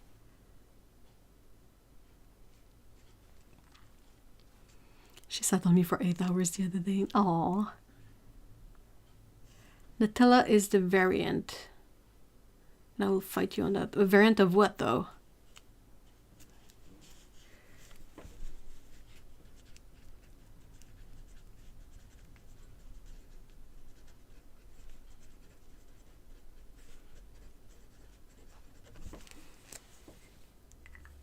Nutella is not the original.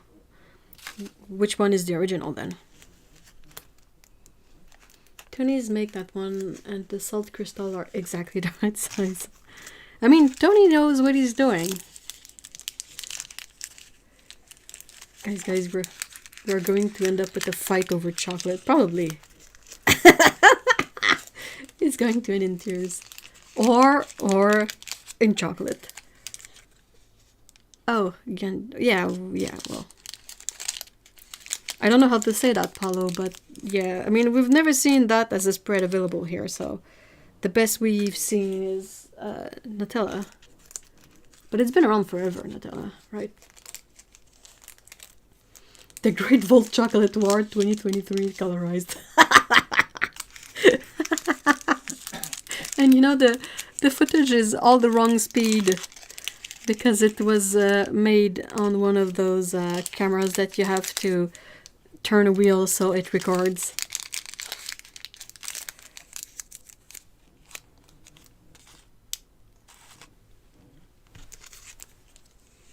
Nocciolata? I mean, it's Super 8. Oh, worse than that, like the wartime, like older wartime footage.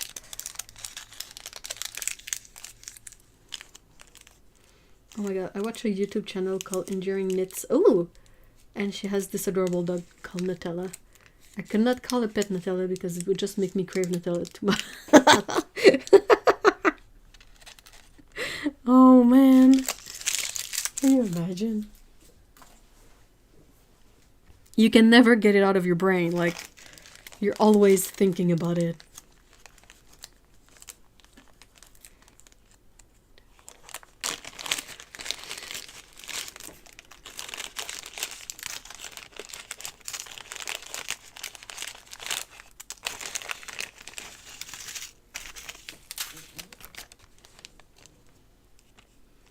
Right, I'd get so fat. Oh, and I mean, Nutella has dairy in it too, so it would be painful on so many levels.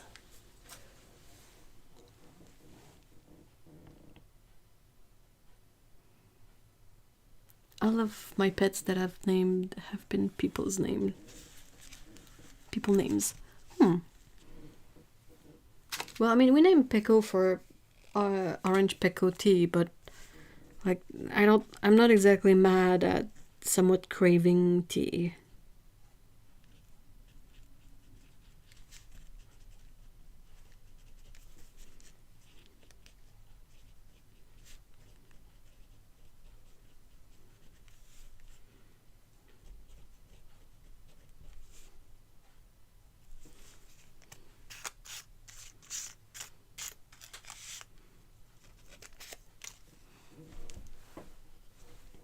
Okay, I have to go now. Hey, see ya, Apollo. Have a great weekend. Oh, it's 4 p.m. Yeah, that's, I'm just gonna finish these labels.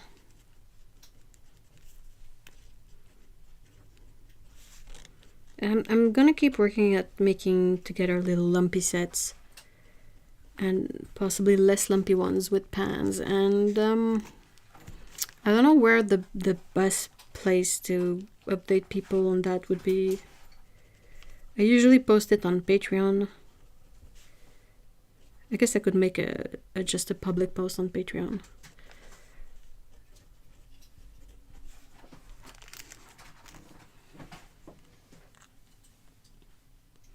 Jack, Lenny, Carl, Annie, Emerald is a stretch, but no peeps named Bear.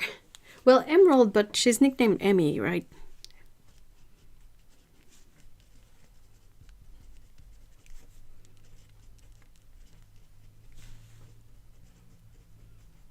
And I'm pretty sure you could find people named Emerald too.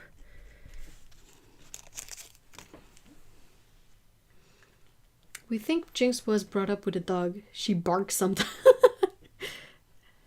You know those barks dogs do when they sit by a human and isn't getting... Aww. Yeah, I'm trying to think what my cats do when that happens, and it doesn't happen often, so I'm not sure. Scout will probably rub on us. And I think Pico might meow at us.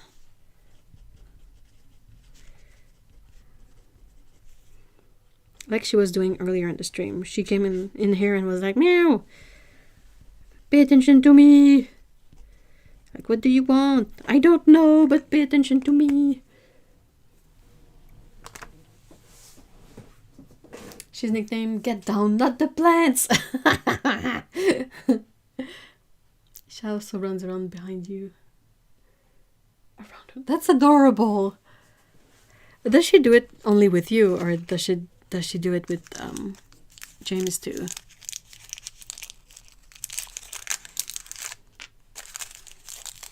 Jinx is purring loudly whilst watching your stream. Aww! She's such a sweet kitty.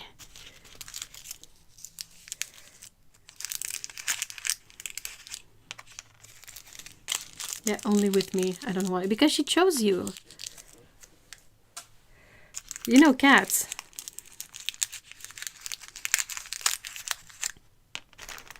Did I make... Oh, no, I didn't make one, did I? Okay.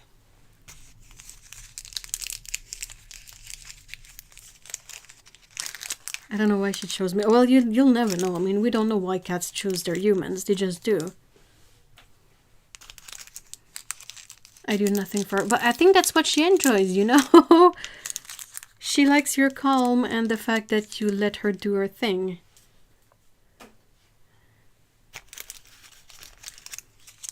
Chip is throwing a tantrum at the moment because we had to put him on a food he hates. Oh no, how come?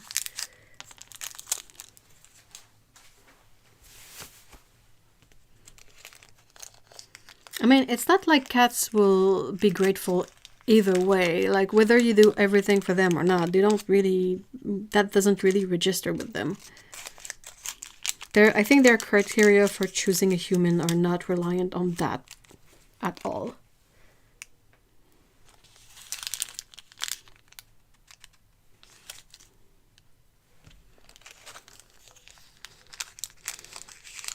Friend has been looking for dogs after years of waiting, and she's coming around for a craft day, and I've already started the conversion to cats. But when she meets mine, she'll be fully on the dark side. Oh yeah. The vet just said it'll help him because he's on the verge of being classed as a senior dog. Oh yeah. Yeah. I mean, our cats are technically senior cats, but they are on a sensitive stomach, like kibble. And they don't really have any weight issues, so I think we're going to keep them on that for as long as we can.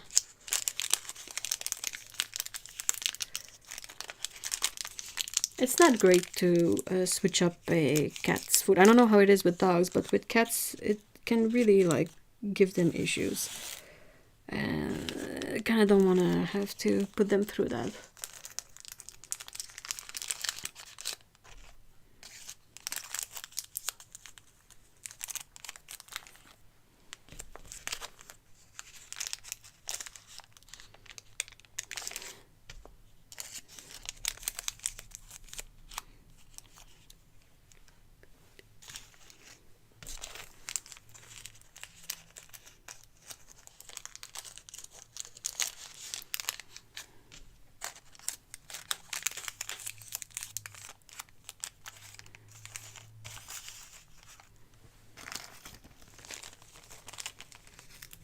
Chip will throw his nose up at it for a while, but then we'll make you watch him eat.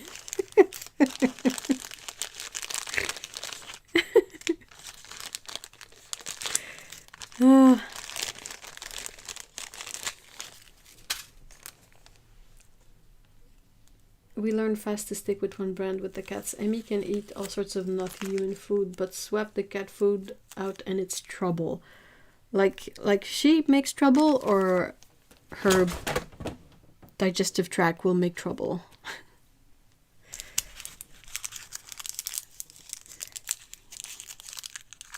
Oh, a fishy. Look. It's a little fish. I don't know, you guys probably can't see well, but it's a little it's a little ultramarine violet fish. I have one ultramarine violet bean. Emmy's tummy becomes, oh, poor girl.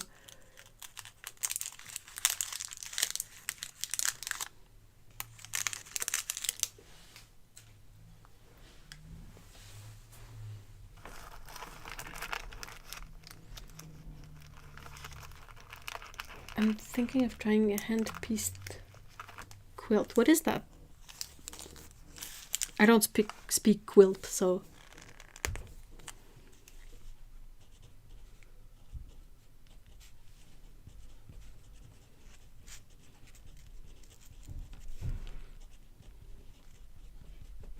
Mr. E came up with a really fun nickname for the cats the other day.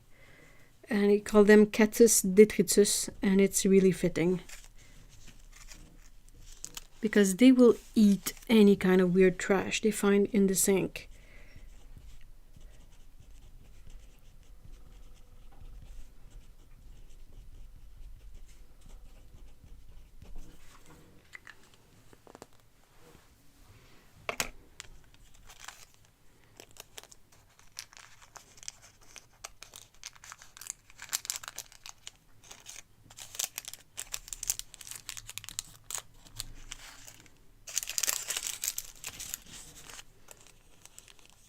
It's when you sew the piece of fabric by hand. Whoa! The design has lots of curves and hand pieces is apparently easier. Oh my gosh. It sounds like a really time-consuming effort though. Sounds amazing, mind you, but ouch. My ultimate goal is to figure out to make the perfect art supply bag, but starting off slow and steady with some patterns my ma-in-law got me. Oh, that's great! I love that.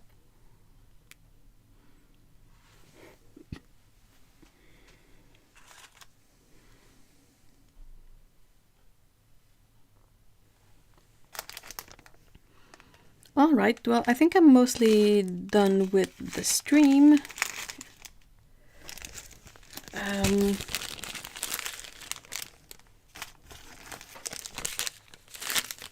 still gonna have some work to do on these, but yeah, I'll post about it on Patreon, I think. And then I'll see where else I'll post about this, but yeah, I'm gonna start there first.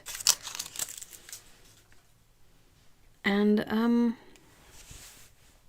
yeah.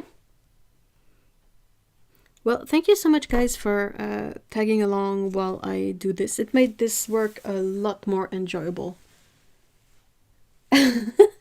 No, if Jinx is so happy watching you, she's purring so loud right now. She must like your voice. Aww. She's such a sweetie. Such a good kitty.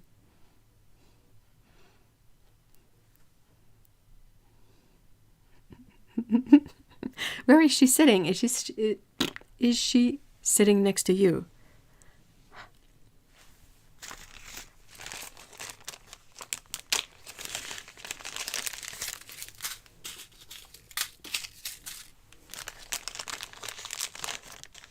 Right next to me. Oh. Do you have to share your chair?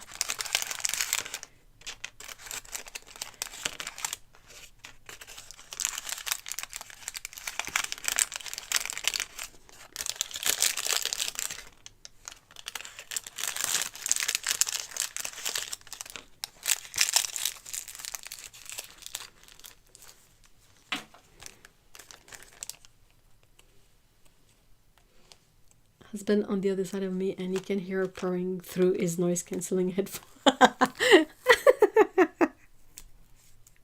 Oh, haptic bass.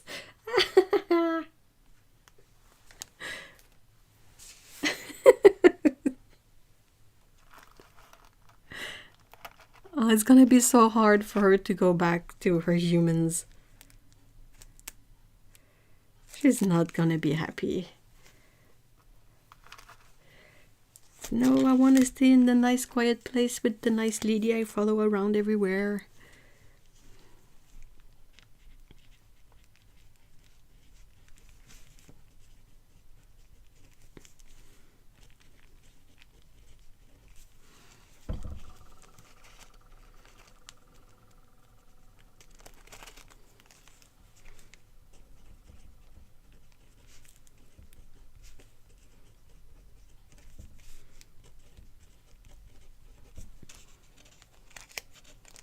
Oh yeah, she loves her holiday home. So everyone gets a holiday.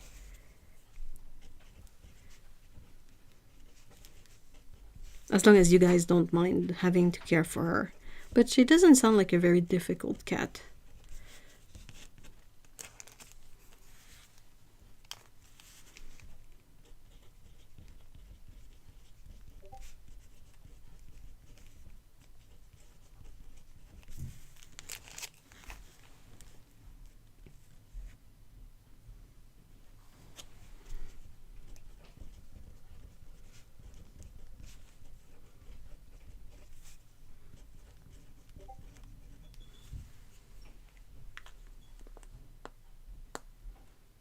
No, we don't mind at all. She's a lovely presence in our home. Except when she jumped onto the... Eep!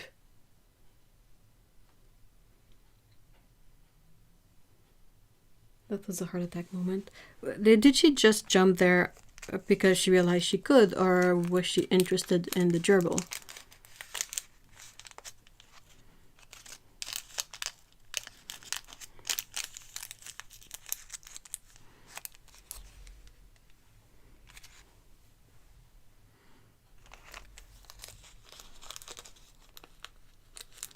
Nah, she was interested in the gerbil. Oh, that's not good. No, Jinx. That's forbidden territory. You cannot go there. She's normally very good at leaving the gerbil alone. Does she play with like her toys or whatnot? But once in a while, she's like, "Ooh, gerbil." Hey, Chris. Hi. Hello. I've missed you all. Aw, we missed you too.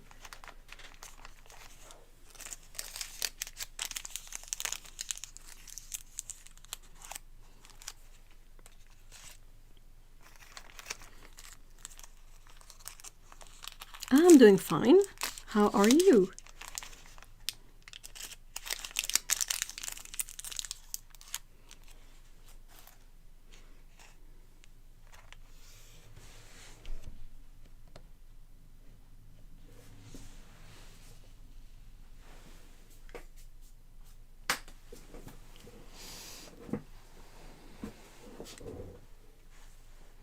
Yeah, she has a laser pointer toy. She also loves the little balls I make for her from scrap yarn. Oh, that's adorable.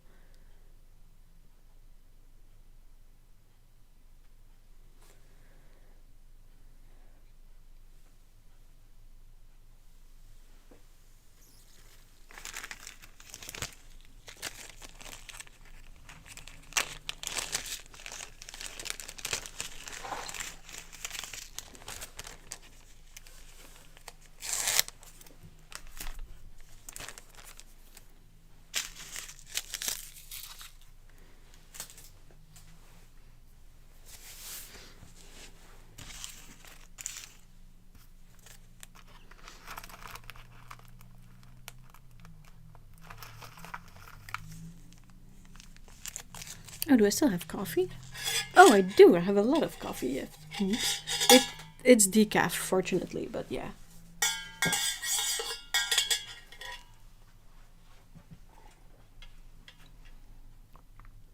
Oh my god, why are sounds of packets so soothing? What do you mean? When I'm like the little these?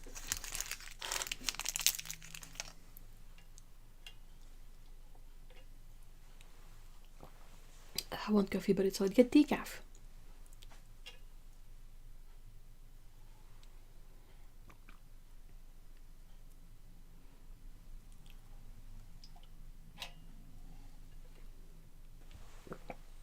Yeah, when you are opening and filling them.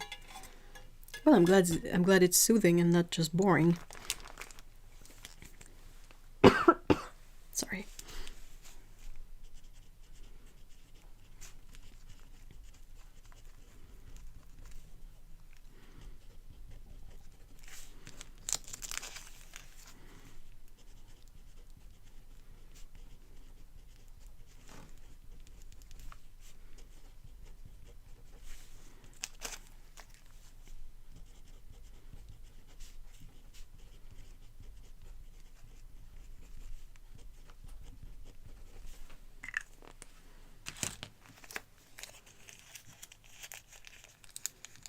I want more of your paints to suit my soul. I've been using in recently in chef's kiss. Well, I'm glad.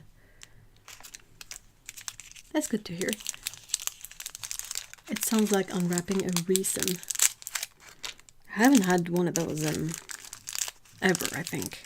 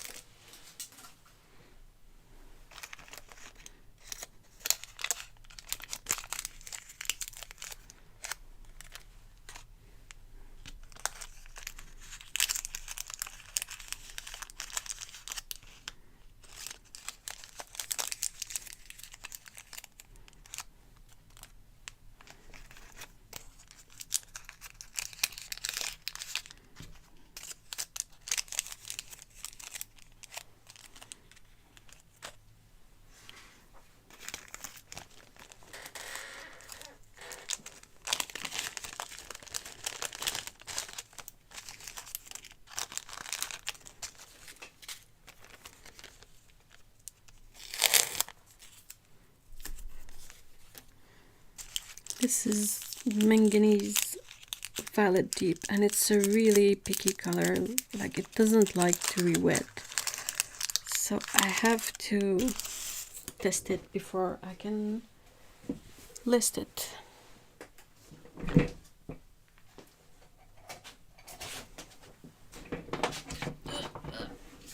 All right, sorry.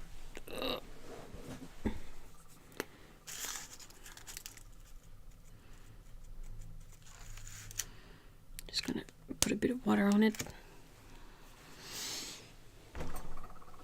I know I have scrap paper somewhere.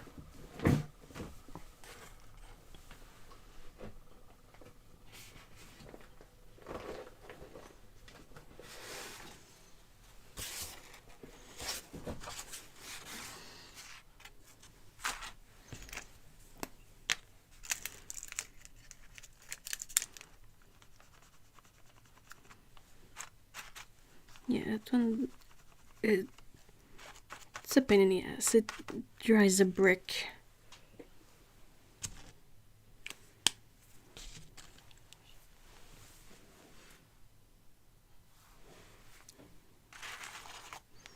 I'm gonna let it sit for a moment longer, but this one is probably gonna end up in the bin.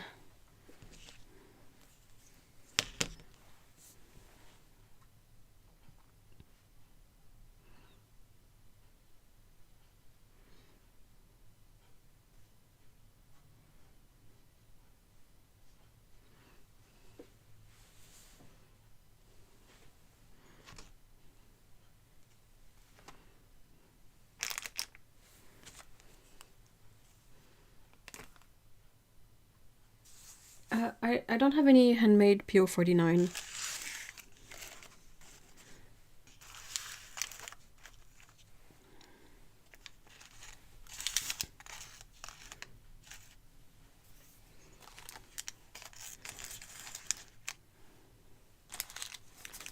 It's too difficult for me to acquire from here in Canada, so I don't want to bother with it. Plus, it seems like a very difficult pigment to work, and I don't like these. I made an entire jar of rose madder, and if you want to use one of the pans, how so?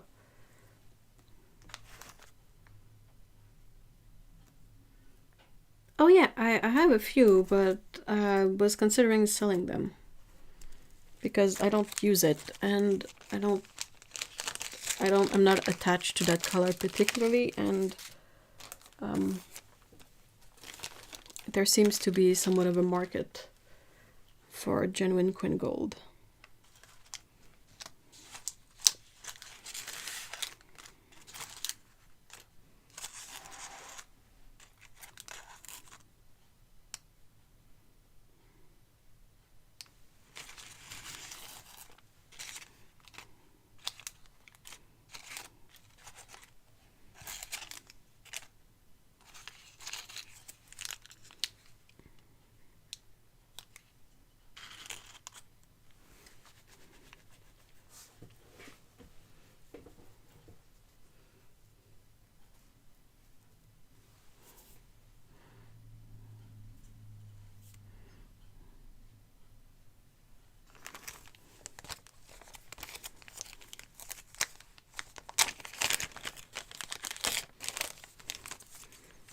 This color, Naphthol Red, I think that's one of the things that got Otto and I talking together, because I think she wrote to me about Naphthol Red. And I remember sending her a bunch of dots and samples, if I remember right.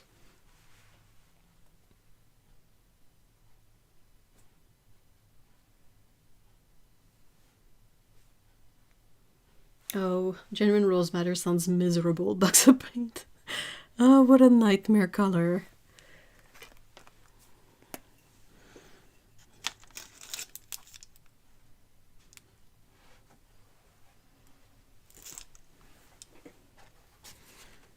Yeah, it doesn't re-wet one bit. It's gonna end up in the bin.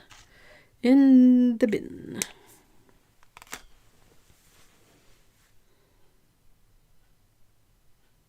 I thought we got talking about your autumn palette. We did too, but I remember sending you a letter with dots of paints. And Naphthol Red was one of the... I think it was Naphthol Red. Because you were looking for a bright red, but a very specific hue.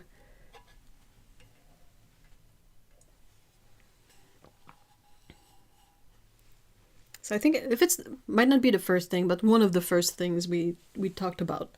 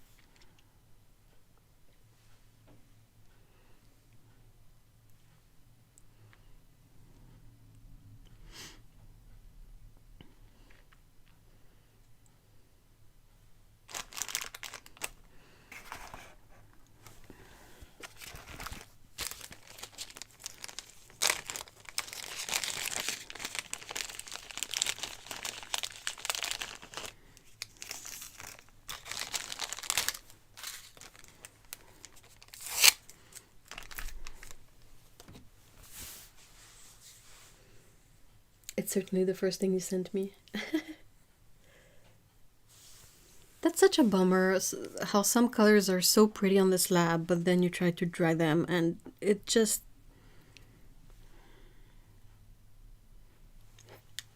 One of those colors you need a tube of it.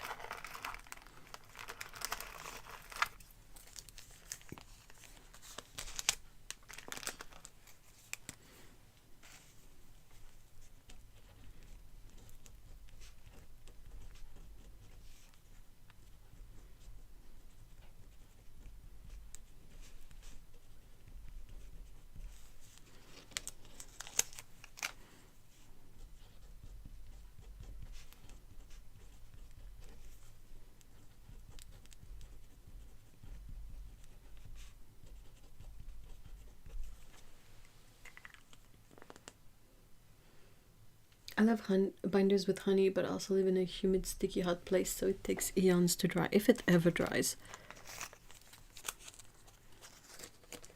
Some of them can stay really tacky for a long time.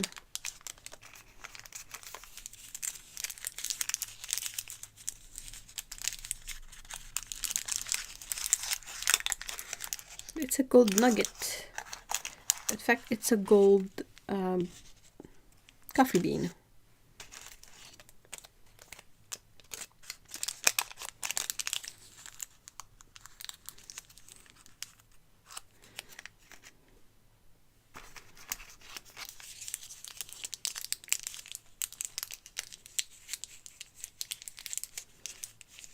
Meant to say I have used that extra honey binder in a test with ultramarine blue, and 16 months later it's still soft putty. That doesn't sound too great, to be honest. I feel like I should verify that my ultramarine violet still re-wets.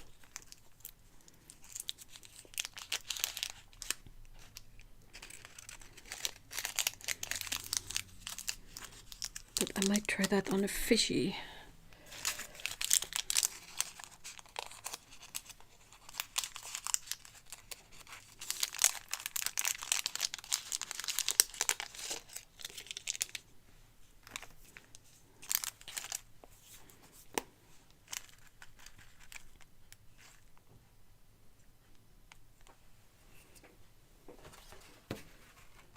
Oh yeah, that's you know, that's fine.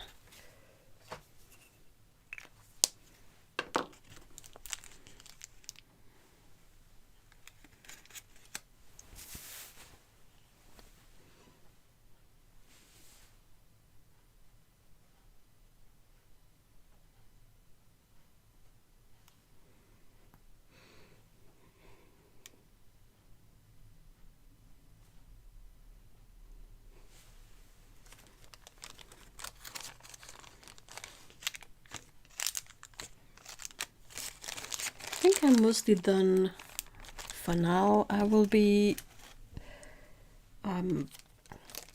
shutting down the stream. And yeah, like I said, I will update what I'm doing with all these on Patreon. Just in case.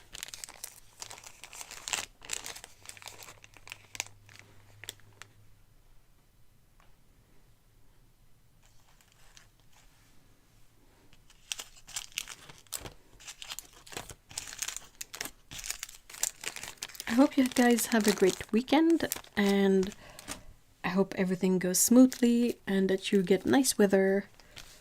And we will see each other next weekend, hopefully. What I started doing is, when I can't stream, since I don't have access to the community tab here, I will prepare a stream for the week after that, but I will still title that stream No Live Stream. So it pops up on the website, it pops up in the subscriptions pages, but it's not actually a live stream on that day. It's for the next week. And then when the next week comes up, I change the title and stream there. Thank you so much, guys, for being here. Thank you so much, Otto.